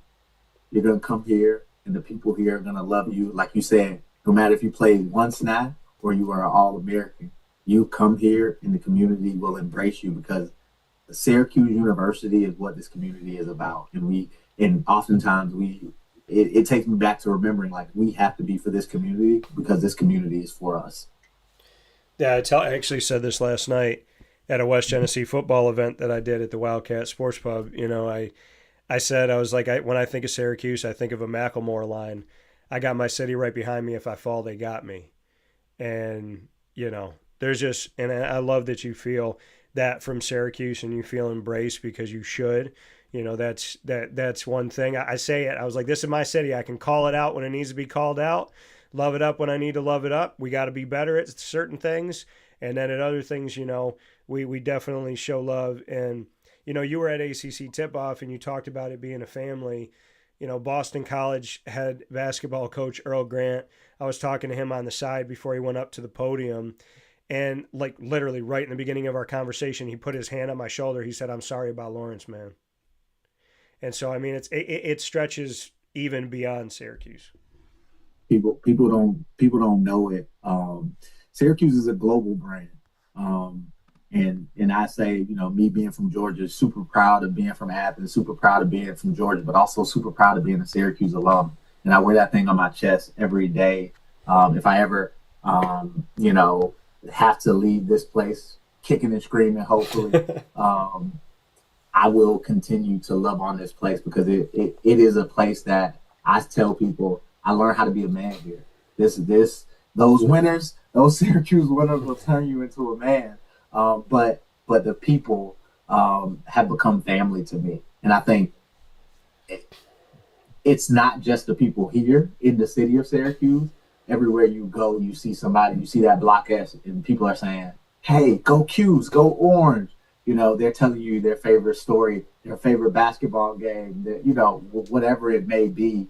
They have to tell you because, as small of a, population, Syracuse University is, once people graduate from here, they usually go on to New York City, LA.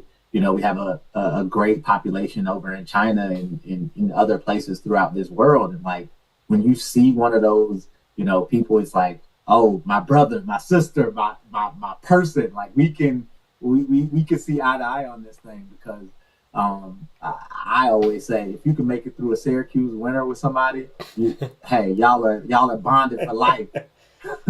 Yeah, no, there's a lot of truth to that, and I mean I feel it like you said wherever. I mean when I worked at Disney, I had somebody see my name tag because you could put your school or you could put your hometown. I put my hometown, and I had somebody look at it and they're like, "Yo, Q's in the house," and they start screaming at and yelling. They come up to you. I mean I had somebody look at my name. How you think the team's gonna be this year?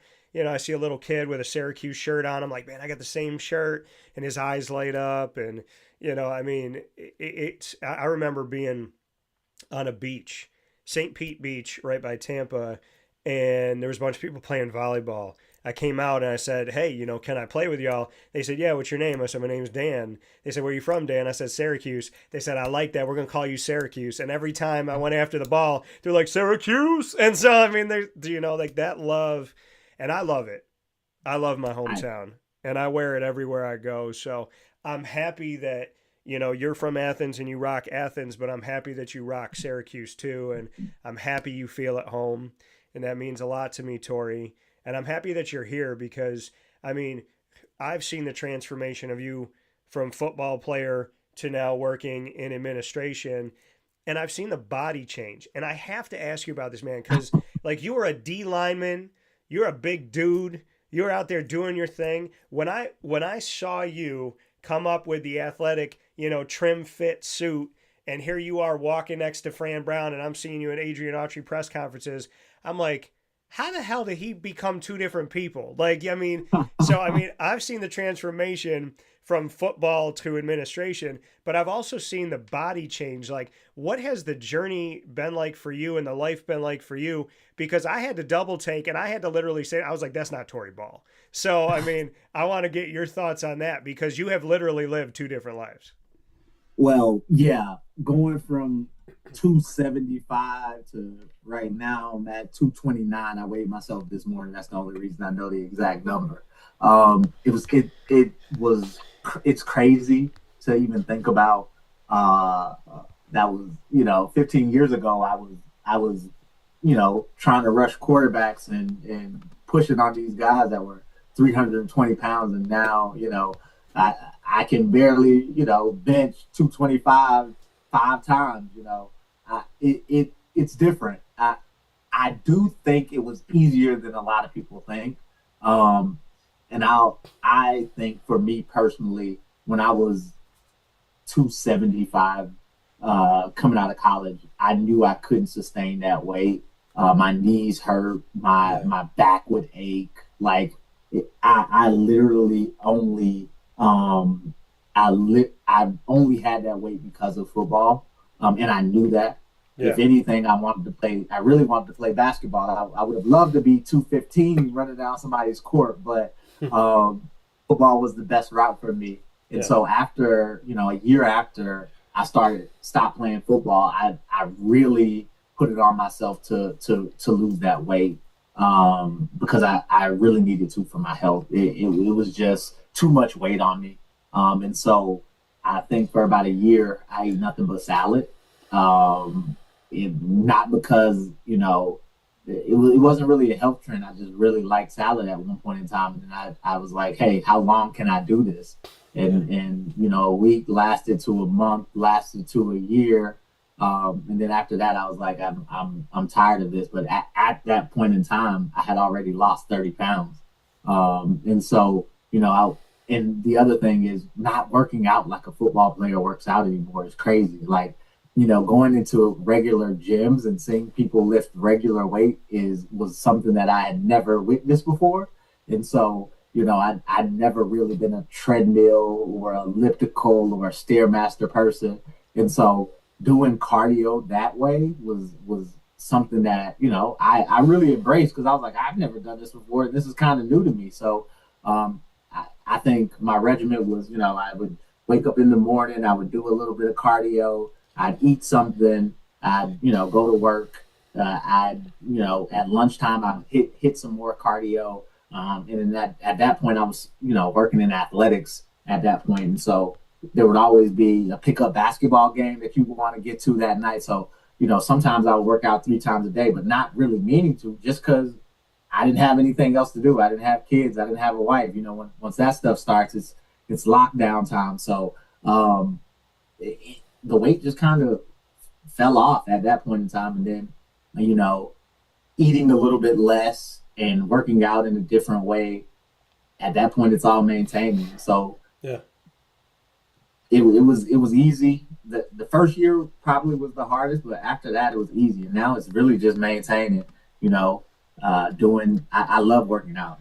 I get up at 5 o'clock in the morning every day. A lot of people don't know I went to military school before I came to Syracuse. And so it was a military college. And so when Reveille came on at, we had our PT at 5:30 in the morning, I kind of got ingrained to that. So I still wake up at like 5 o'clock in the morning. I work out, get the breakfast ready for the kids, and then, start my day. That's literally what pretty much every day looks like for me. Well, that's incredible, and kudos to you for waking up at 5 o'clock. Sometimes I'm going to bed at 5 o'clock in the morning because I'm doing work. So before I let you go, a couple final notes. Greatest challenge that you've had so far, or greatest triumph? Ooh, in what way? Are we talking life? Are we talking professionally? Let's just say it's in your life. It's whatever it may be. It can be football, it can be professional, personal, whatever you want it to be. What you consider to be one of your greatest challenges that you've overcome, and then one of your greatest triumphs. Could be the same thing, could be different things. I think my greatest triumph, the accolade that I think I'm the most proud of, is marrying my beautiful wife, and having kids. I think I say that because I come from a single father household. My dad raised 5 kids along with some help. I had my father's sister, my aunt, help raise us, but I saw a single dad get up with 5 kids and do it really, really. He would work all day, but then he would find time to come to football games and doing all of the things that dads do. And it's counter culture to what some people would think.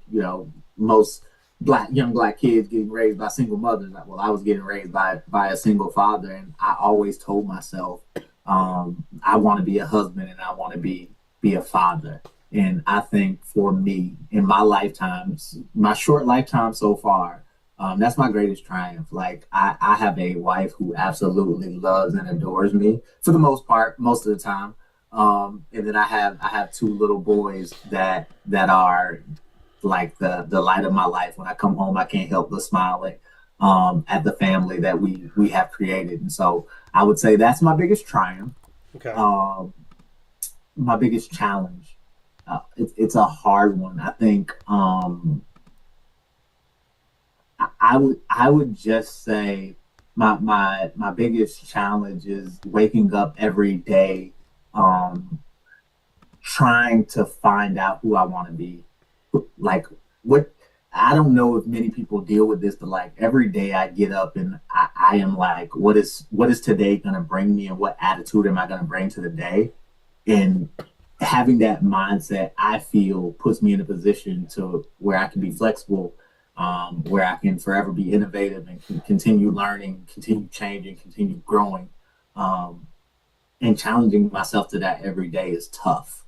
I will say that it is very tough, because I have to every day look in the mirror and say, I have to ask myself, was I my best version of myself that day? And the mindset that I have is that's what I want to be. And so I think that mindset challenges me the most. So yeah, that's what I would say. That's thus far my biggest challenge. I don't want to get into sad stories and sob stories, but I really think, the hardest thing is living in between ear to ear. And so I think that's my biggest challenge. Yeah, I can appreciate that. I can respect that, and I can echo that. So last note here, Torrey, why should people come out? We got half of the season to go, right? So why should people come out to see Syracuse football? Why should they be a part of this thing? There's 3 more home games. There's a bunch of challenges ahead. So there's a lot of opinions. A lot of people got a lot of thoughts, but there's only a few that are on that field. And I always tell people, I said, between being an opinion in the stands or a person on the field in the game of life, I'd rather be on the field and have you telling me what you think I should do than not be on the field and be one of those people saying I could do it better. I'd rather be on the field doing my thing. So we know these guys are working hard. We know they're getting after it. We know the level that Fran Brown wants. We know this staff. We know that Ricky's working his tail off. It's sad to see Steve go, but Ricky's doing his thing. So as we look and embark on the second half of the season, what should people know and why should they come out? I think one of the things is that I would say is Fran and his coaching staff and the team are definitely on the precipice of growing day in and day out. Like we jump to conclusion like these are full grown men when we're talking about 18 to 22-year-olds, and sometimes people are hard on them. And Fran always says, "Hey, be hard on me. Don't be hard on them." Yeah. And so I think what people should know is that Syracuse is. I actually just saw this stat about 2 days ago. Syracuse is one of the is playing some of the youngest kids. Like we play like 14 freshmen. How to see those kids, to see those young men grow up throughout this program. Hopefully Fran can continue to keep those guys to stay, but like to see those people grow in the traditional sense of what college athletics used to be, how amazing would that be? Like 14 freshmen playing as true freshmen at Syracuse, one of the youngest rosters in the country, and still competing with, winning against Clemson, going out and, having some trouble in our last 2, but looking to bounce back. I think there's a story there of like resilience and growth that people have to know and respect and come show that. We talked about community. You're a part of this community. There's no reason you shouldn't come and support. We have 3 huge games to end the year: Pitt, North Carolina, and Boston College to end the year, Thanksgiving weekend. And I think you'll see a lot of growth in these next 3 home games. And I think people should come out to support because, 1, it's our city. We have to support. 2, we're building championship caliber men on this team. And then 3, I think everybody likes a comeback story, right? Everybody wants to see the underdog win. And I think we have the opportunity to do that The offense is gonna pick it up, defense is gonna pick it up, and all of those things are great. But we have an opportunity to kick some people in the teeth over the next 6 weeks, and I think we can really do that. The other thing I will also pivot to, since I am the basketball sport administrator, we got a special basketball season coming. This thing is, I see talent here that I haven't necessarily seen over the last 2 years, and what Adrian has pulled together is really, really nice. I think he has the mix of length, size, athleticism that I haven't seen in a while. And I was here with, Fab Mello. I was here with, Wes Johnson. I was here with some of those guys. And I think some of these guys' length, it reminds me of those days and some of the athleticism. When I used to see CJ Fair, like it looked like he couldn't jump, but he would rise up and dunk on somebody. Like I think we have that level of talent in our basketball program. Okay. And I know, being a former football player, I don't have all the talent to talk about how good they can be. But I really do feel like sitting with them, being in the war room with Adrian, him telling me about, what our basketball program can be if he gets, this guy or that guy. I think we're looking at having a special season this year. ACC I think they picked us number 9 preseason poll. I really do think we're going to be in the top third of the league this year, to be honest. Like it's with the talent that we have, I think the coaches are just picking up their stride. I think we have the talent and the grit to get us to the top third of the league and making a nice NCAA run. Yeah, top third means top 6. So we shall see what happens. I like that you mentioned that as well because Adrian and I have been friends. We've known each other for over a decade. We've done a lot of work together. He sat next to me at Boreo's when we discussed the fact that he wanted to be a head coach back in the day. So I'm happy to see him do it. I think I was one of 2 people in America that said he should have the job. So I'm happy that he has it, and I'm happy he has the opportunity going forward here in year 3. I love hearing you say that. Torrey, it's been awesome. It's been fun. And look, there's a show where we don't talk about, all the negativity and all that stuff. Ain't that something? So, right. I think there's a lot to be said and about what Fran's doing, about what Adrian's working to do, and about this community of Syracuse and Central and Upstate New York. Deputy Athletics Director, someday an Athletics Director outright. I see that happening. And Torrey Ball, appreciate you so very much for the work that you're doing.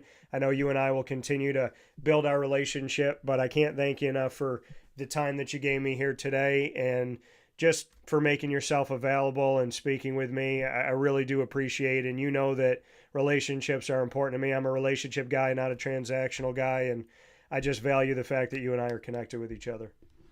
Absolutely, Dan, man. This was fun. It was good to talk and workshop our life stories together. That's right. So with that being said, I will see you this weekend, and I look forward for everything that is to come. We look forward to seeing you all out as well for Syracuse and Pitt.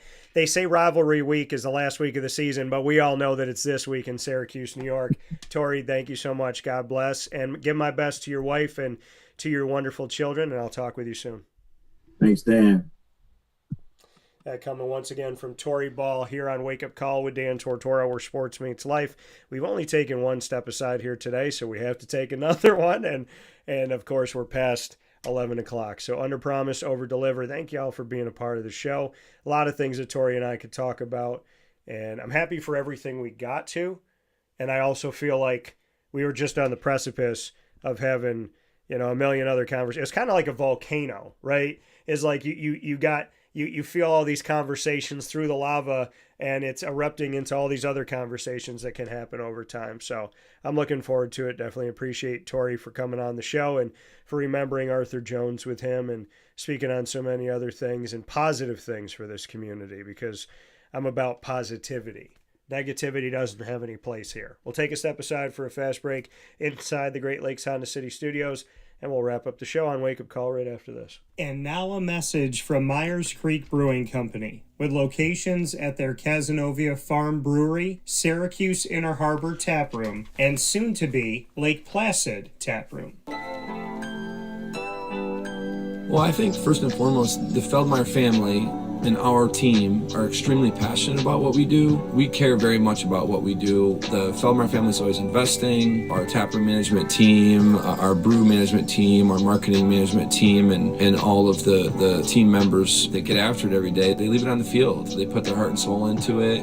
I know for a fact that everyone that works at Myers Creek wants to be there, and we want them to be there. You know, we want them to feel good about their job. And again, if you've never been to a Myers Creek, especially to the brewery, I mean, I want your eyes to open really big. I want you to see how big of a brand this is. I want you to see where we're going. The sky is the limit, and I feel very proud of that, and I'm very excited about that. When you think of designing a menu for a brewery, it's kind of open to a lot of different interpretations. I mean, you can do American, you can do Asian, you can do Italian, and you just have to find, you know, how that meets that pub style dining experience, that gastropub vibe. And I think it's super fun for us because obviously we know that, you know, everyone in the world's going to sell a pizza or a burger or a french fry, but what can we do to be different? And what can we do to be true to who we are? We are a brewery, you know, a brew pub. So the flavor profiles are kind of all over the place. And I think it's super cool that we have a massive smoker at the brewery in Cazenovia, and we smoke a lot of our products. We have a delicious smoked turkey. We have barbecue ribs on Sundays. From a pulled pork sandwich to a chicken wing, you go to the Inner Harbor and you go to the Kaz location and you'll find similarities in the menu, but also things that are a little different and also kind of fit those different demographics or different communities, and also hopefully just drive you to try every tap room that we have open at some point, because you get a little something different at each one. You know, we understand how hard it is to, you know, work every day and get after it every day, and when you're done at the end of your day, you want to go out and put your feet up in a good ambiance and good environment. So we take pride in that. We make sure that everyone knows that they're very much valued to us.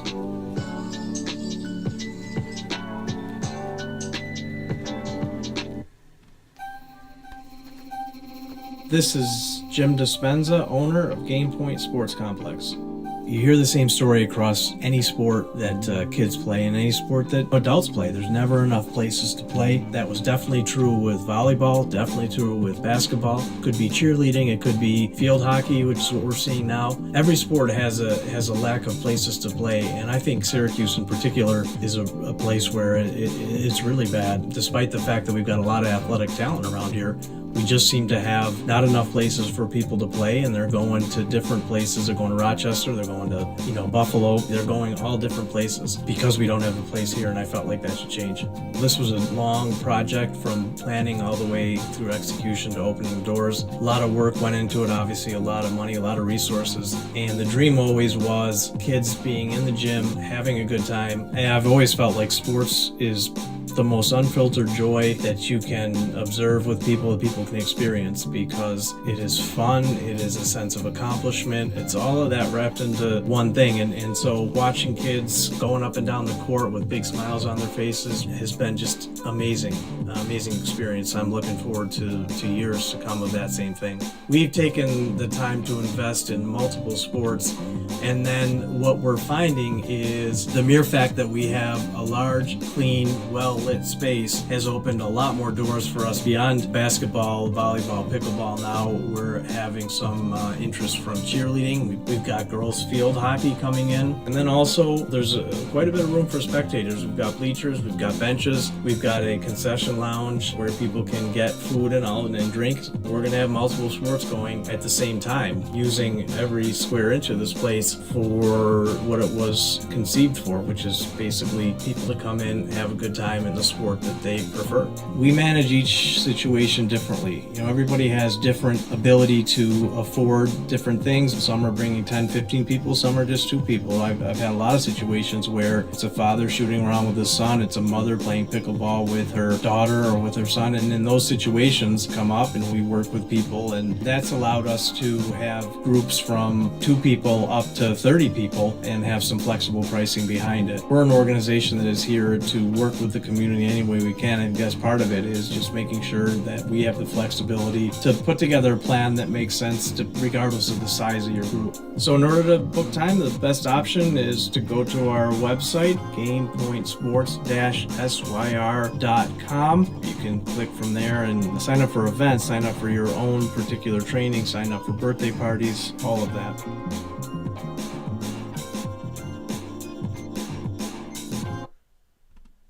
Avicoli's Restaurant, located on 7839 Oswego Road in Liverpool, New York, has been serving our community for decades. Your place to go for home cooking on the corner of Route 57 and Wetzel Road is just minutes from Liverpool High School. And every single month, Wake Up Call with Dan Tortora is on site, on location, with Liverpool sports, student athletes, coaches, and administration telling their stories throughout the year. We look forward to seeing you on site at Avicoli's for their casual pizza side, their fine dining, as well as their bar. And of course, you can order online at myavicolis.com. That's myavicollis.com. For takeout, delivery, and catering, call 315-622-5100. That's 315-622-5100. Come on into the neighborhood spot Avicoli's, open 7 days a week in Liverpool, New York.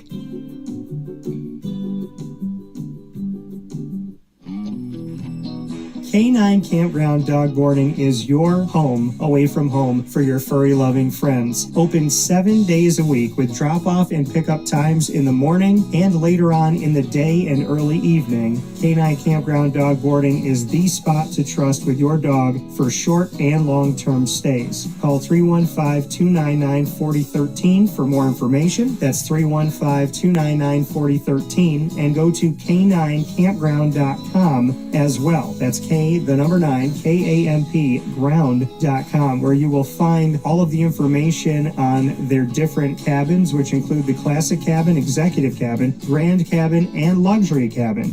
K9 Campground Dog Boarding, where your dog will have indoor and outdoor areas as well as their own private cabin for any size, any breed, as well as dogs with different needs. Dog parents and dogs alike choose K9 Campground Dog Boarding. Isn't that right, Lily?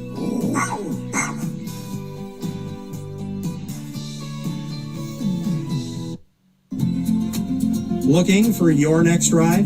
Look no further than Great Lakes Honda City, located on 7140 Henry Clay Boulevard in Liverpool, New York. Serving our community for decades, their new and pre-owned vast array of vehicles are available to you Monday through Saturday on site. To search from home, shop at GreatLakesHondaCity.com. Call 315-365-5576 to set up an appointment. That's 315-365-5576 for Great Lakes Honda City, 7140 Henry Clay Boulevard in Liverpool, New York. Great cars, great people, Great Lakes.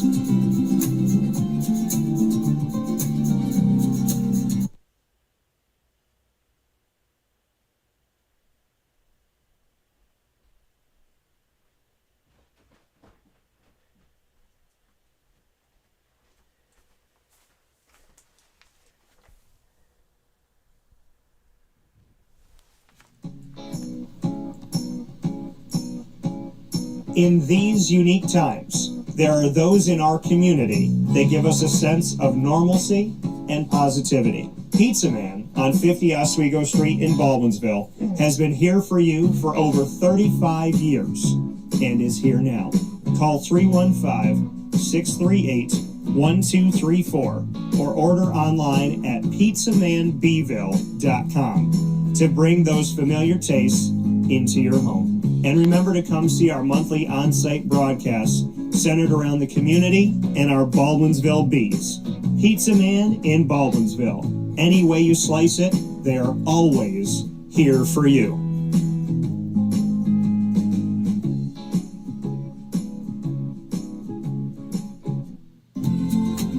Looking for your next ride? Look no further than Great Lakes Honda City, located on 7140 Henry Clay Boulevard in Liverpool, New York. Serving our community for decades, their new and pre-owned vast array of vehicles are available to you Monday through Saturday on site. To search from home, shop at GreatLakesHondaCity.com. Call 315-365-5576 to set up an appointment. That's 315-365-5576 for Great Lakes Honda City, 7140 Henry Clay Boulevard in Liverpool, New York. Great cars, great people, Great Lakes. All right, you need to come out here and get yourself the Brooklyn Pickle. I was talking about this with one of my buddies. I was like, yo, there's no better sandwich in the state of New York than the Brooklyn Pickle. And now that I found out that they're going down to North Carolina, we are taking over your taste buds everywhere you are, wherever you're going to be. You need to get yourself out to the Brooklyn Pickle. Pinehurst, you just realized that you found yourself the best sandwich shop that you're ever going to have. This is a glorious moment. It's a blessing to your community. You're welcome. Brooklyn in the house, baby. Go over to the Brooklyn Pickle. You already know what it is. You heard the man. Head to Brooklyn Pickle Pinehurst on 1788 Old Morgantown Road in Southern Pines, North Carolina.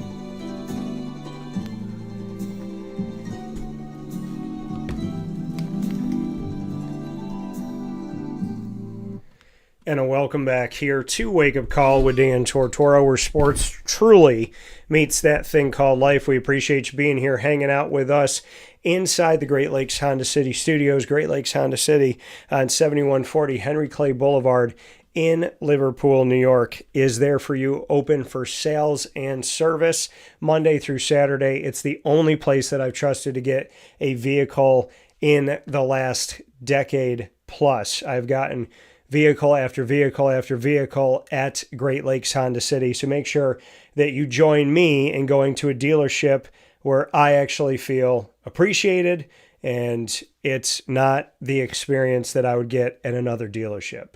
Because I know, when it comes to buying or leasing a car or looking at new and used vehicles, sometimes the last thing we want to do is talk to anybody at a dealership.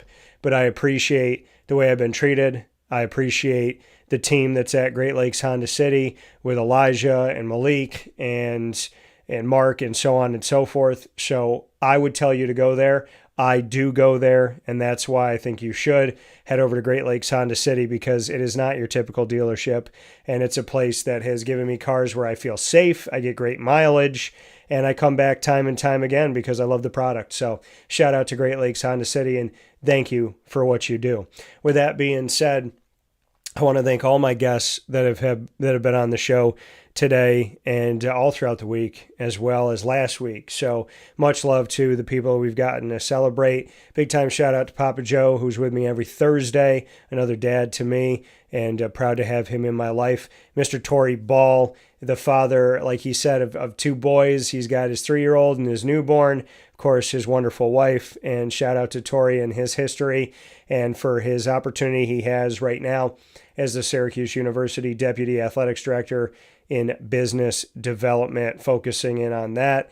And like he said, zeroing in on men's basketball and working with them, as well as the work that he's done with Fran Brown. Many thanks to Myers Creek for bringing us the Player of the Week every single week on Wake Up Call with Dan Tortora, and getting to honor Jacob Kilborn today of the Carthage Comets High School football program that is in Section 3 Class A in the National Division, and the only undefeated team in Section 3 Class A here in the state of New York. So big time shout out to Jacob Kilborn. 16 carries, 139 yards, 8.7 yards per carry, 5 touchdowns, all in that 48-19 victory over Watertown. Make sure you head out to Myers Creek in the country on 33 Rippleton Road in Cazenovia, as well as in the Syracuse Inner Harbor on 720 Van Rensselaer Street in Syracuse, New York, for their tap room there.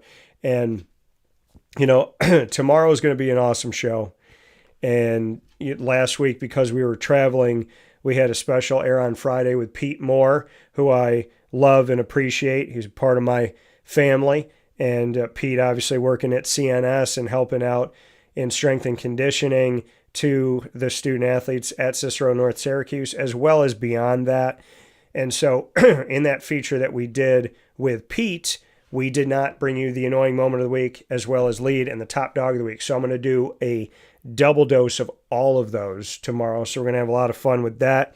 Very excited to bring that to you. I'm also going to have Brian Kersey on the show. Brian Kersey, the coordinator of officiating for the Atlantic Coast Conference when it comes to men's basketball. So Brian's going to be on the show tomorrow live with us, coming off of the ACC tip-off, and we'll be discussing new things that you need to know when you're watching these games, as well as so much more from Brian. Very excited to talk with him. More than anything, happy that he is a proud father and grandfather, so God bless for that. And like I said, we'll have a double dose of the annoying moment of the week. We'll have a double dose of lead, and we will have a double dose of the top dog of the week, all to make good on last week into this week. So a lot of great stuff coming up. I get to honor a beautiful friend of mine that passed away, and so I'm excited to do that tomorrow. And just love up your people, man. Call them, text them, go see them. I cannot stress this enough. Go see the people you care about. If you can't see them, call them. If you can't see them and they can't talk on the phone, text them. Do not text. Go and see them, call them, speak to them, FaceTime with them, and then text them. Let texting be the last option, okay? Let that be the last thing. Because in all honesty, texting should be like the bonus. It should be the add-on, right? I'm seeing them, I'm spending time with them, I'm talking to them on the phone, and we text. Not we text and I don't see them and I don't talk to them on the phone. I love when you talk to people now, and by love, I mean I'm being very, very sarcastic with this. When I talk to people and they're, oh, I'm not a phone person. One of my closest friends used to say to me, you should be really happy I even answer the phone you call. I'm not a phone person. And I was like, you don't want to talk to people that are in your life? Like, what's wrong with you? So these people, they can just say, I'm not a phone person. So that means you want to treat all your relationships like AOL Instant Messenger from back in the day. I mean, like that's the quality of bond you want, is to just type back and forth to people. You don't want to talk. I'm not a phone person. That to me tells me that you don't value conversations. Well, I can get the same thing through text. No, you can't. No, you can't. Very few people can you understand through text like perfectly or pretty well. But things get lost in translation. Go and see your people. Spend time with your loved ones. Call them. Surprise them. Love them up. Do not waste your time.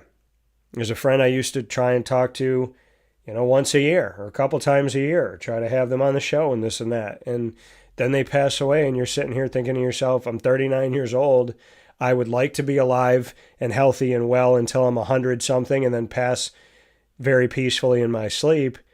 And that would mean I got another 70 years, to go on this earth, that I'm not going to hear the voice of this friend that I just was not ready to not hear their voice. So just call your people and go see your people and spend time and just get out of your own way, man. And just love people up and make time. Stop making excuses. Everybody's busy.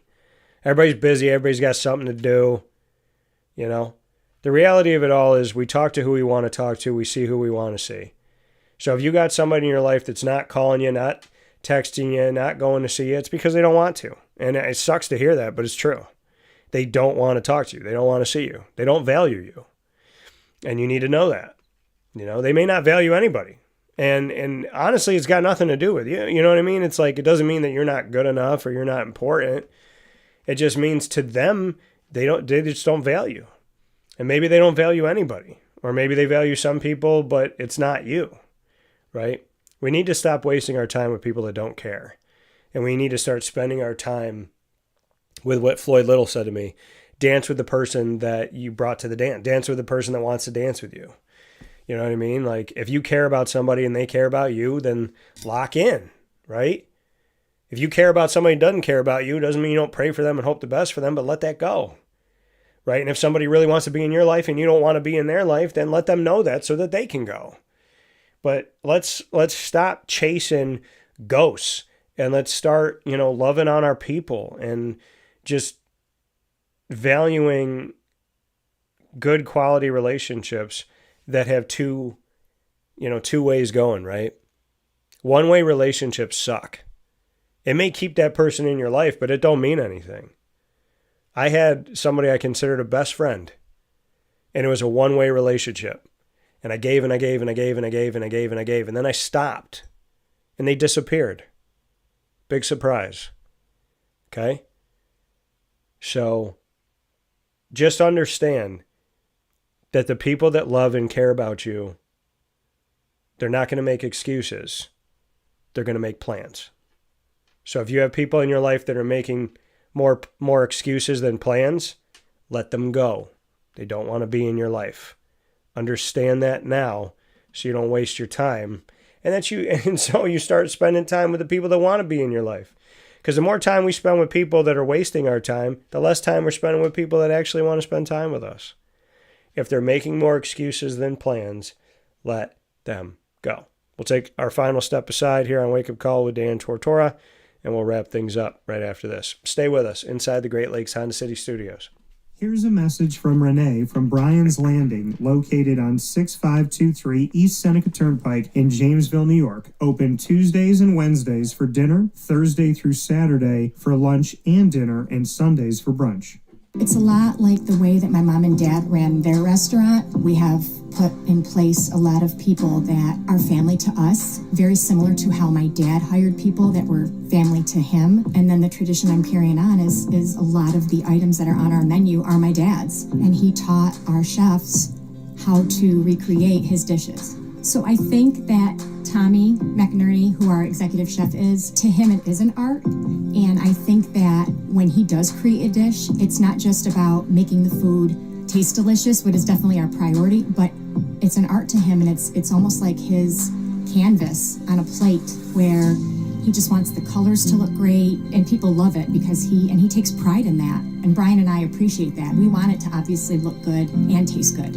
I will tell you, when we opened up, it was 6 weeks before COVID. And what was amazing was the community, our friends and family stepped up, and everybody did takeout. Everybody supported us. Our hearts were just so filled. So to Bryan and I, obviously our friends come all the time, and we just have repeat customers in Jamesville, and I think people going to our previous restaurant in Green Lakes are making the trip to come to Bryan's Landing to support us. And I mean, I think we have great food and a great atmosphere. So it's very, very important to us. Head to Bryan's Landing, located on 6523 East Seneca Turnpike in Jamesville, New York, where memories have become recipes that are now meals to share with you. Tuesdays and Wednesdays for dinner, Thursday through Saturday for lunch and dinner, and on Sundays for brunch. And be sure to come out for live music Friday, Saturday, and Sunday.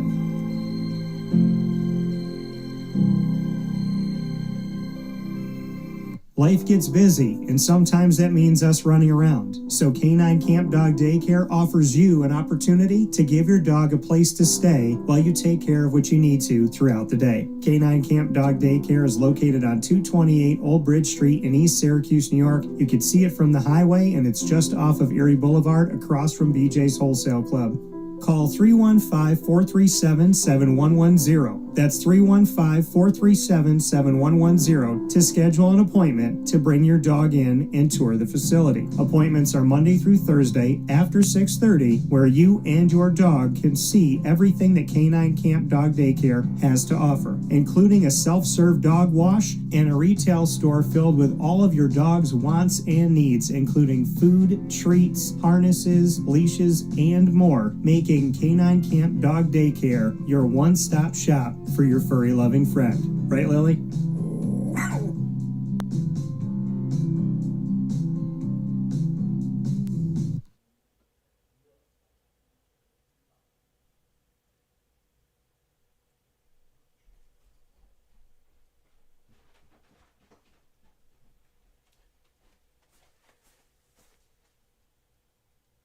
Carvel DeWitt, it's what happy tastes like. Do you know why? Because we make ice cream. Creamy, rich, flavorful ice cream. Not yogurt or iced milk like some of our competitors. Ice cream.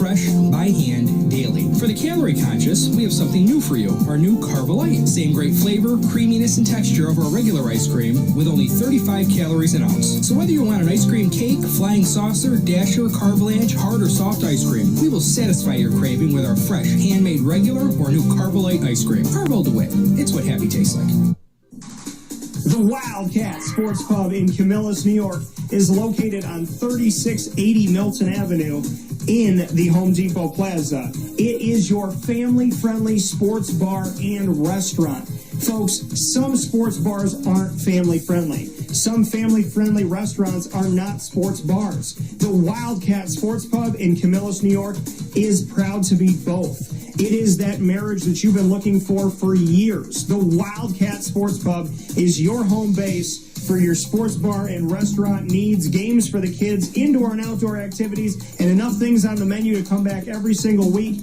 and get to try something new. They're open Sundays from noon to 8 p.m., Monday through Wednesday, 11 a.m. to 11 p.m., and Thursday through Saturday from 11 a.m. to midnight. For reservations and party information, call 315-487-2222 for the Wildcat family-friendly sports pub and restaurant.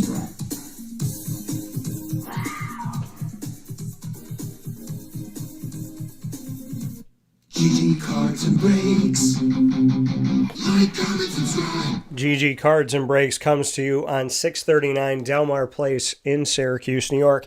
They're there for you Tuesday through Saturday from 10 to 6, Sundays from 10 to 5, right there off of Teal Ave. They have hockey, soccer, basketball, football, baseball, Disney Lorcana, Magic the Gathering, Yu-Gi-Oh!, Pokemon, and more. One Piece while supplies last. You never know what's going to be on the shelves at GG Cards and Breaks. Their packs, their boxes, and those display cases. They had a fantastic layout. And then Josh Gideon, the owner, went in there and said, whatever we're doing, we're going to up the ante. And then he brought in more display cases. And then he did more on top of that. And it's just been absolutely incredible to see the evolution of GG Cards and Breaks, and it continues to evolve. So go in and see it today. They got a ton of graded cards, and you could find 101s, the autographs you want, the RPAs, rookie patch autos. They have celebrity autographs, all different things inside of GG Cards and Breaks while supplies last. It may be there right now, it may not be there in 20 minutes. So that's the beauty of the sports card and trading card world, is you could find the diamond in the rough, but you got to get there first. So head out there today. Let them know that DT sent you to 639 Delmar Place in Syracuse, New York, where we all get to be big kids at GG Cards and Breaks. Big time shout out to Chick-fil-A DeWitt and all that they do in our community. Chick-fil-A DeWitt on the corner of Bridge Street and Erie Boulevard. Big time fan of Chick-fil-A, as you know, of many, many years. And Megan Sorber and her team are doing a tremendous job in the massive Taj Mahal of Chick-fil-A. The giant brick building with a double drive-thru is waiting for you today. So head out to Chick-fil-A in DeWitt and try the new limited time Pretzel Cheddar Club, original, spicy, or grilled at Chick-fil-A in DeWitt on Bridge Street and Erie Boulevard. With that being said, here on the show, I want to thank you for tuning in to Wake Up Call with Dan Tortora inside the Great Lakes Honda City Studios. We've been with you up and down the East Coast, the Midwest, the West Coast, and all around the globe on YouTube.com and Facebook.com, both /WakeUpCallDT, and on WakeUpCallDT.podbean.com. I can't thank you enough for being a part of the broadcast with us, and of course, once the shows go live, they hop into the archives on Amazon Music, Audible, iHeartRadio, iTunes and Apple Podcasts, Player FM, Podbean, Podchaser.com, Podvine, Spotify, TuneIn, and YouTube. All you got to do is search Wake Up Call with Dan Tortora, or one word, Wake Up Call DT. Big time thanks to our team of partners in Central and Upstate New York, Great Lakes Honda City, Carvel DeWitt, the Wildcat Sports Pub, GG Cards and Breaks, Myers Creek with both locations on the countryside on 33 Rippleton Road in Cazenovia, as well as in the city, in the Syracuse Inner Harbor on 720 Van Rensselaer Street in Syracuse, New York. Big time shout out to Chick-fil-A Cicero, Ma and Pa's, the snack capital of the world. Game Point Sports Complex, the place when it comes to playing, training, having your team out for volleyball, basketball, pickleball, cheerleading, floor hockey, and more. Head out to Game Point Sports Complex and make sure that you book your time at Game Point Sports. It can be individual or for a group. Go to gamepointsports-syr.com and you can, right at the top of the page, you'll see that it says reserve, and you can reserve the courts as well as make a reservation for a birthday party. There is no better indoor facility in Central New York than Game Point Sports Complex on 211 South Center Street in East Syracuse. So make sure you get in touch with them today.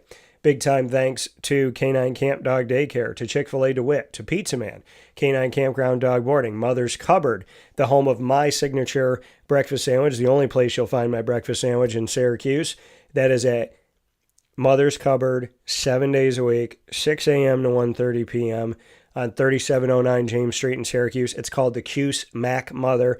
Bacon, egg, and cheese inside of 2 pieces of French toast. Go and get it today. I know some people get it with sausage. Some people get it veggie without meat. Can have it any way you like it over there at Mother's Cupboard. Brian's Landing, Avicoli's, and of course we are the exclusive multimedia marketing partner of your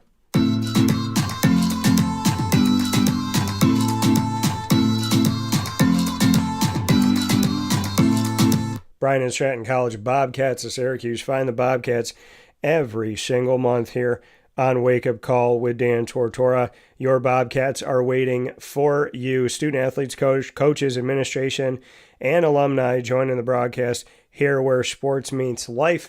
You can find all of our content by going to youtube.com/wakeupcalldt. Click subscribe, hit the notification bell, and of course, find the BSC Syracuse playlist. You can also find the Bobcats on wakeupcalldt.com's homepage and underneath the exclusive partners tab. For more information, go to syracuse.bscbobcats.com and go Bobcats.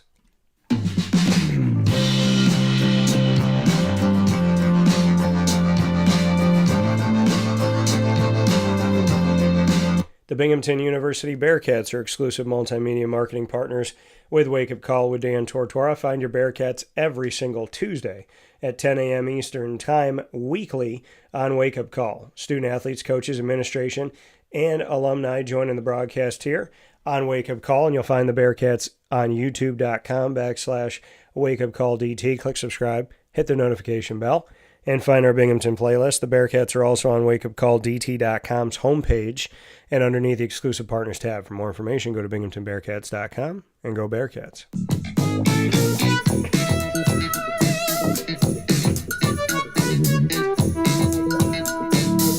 The Onondaga Community College Lasers are exclusive multimedia marketing partners with Wake Up Call with Dan Tortora. Find your lasers in the Laser Lounge every other Wednesday on Wake Up Call. So that's every other Wednesday at 9 a.m. Eastern Time. They were just this Wednesday, so they'll be next up on Wednesday, October 29th at 9 a.m. Eastern Time. Looking forward to having the Lasers here with us, student athletes, coaches, and administration, joining us to tell the story of Onondaga Community College in a way that you won't find anywhere else.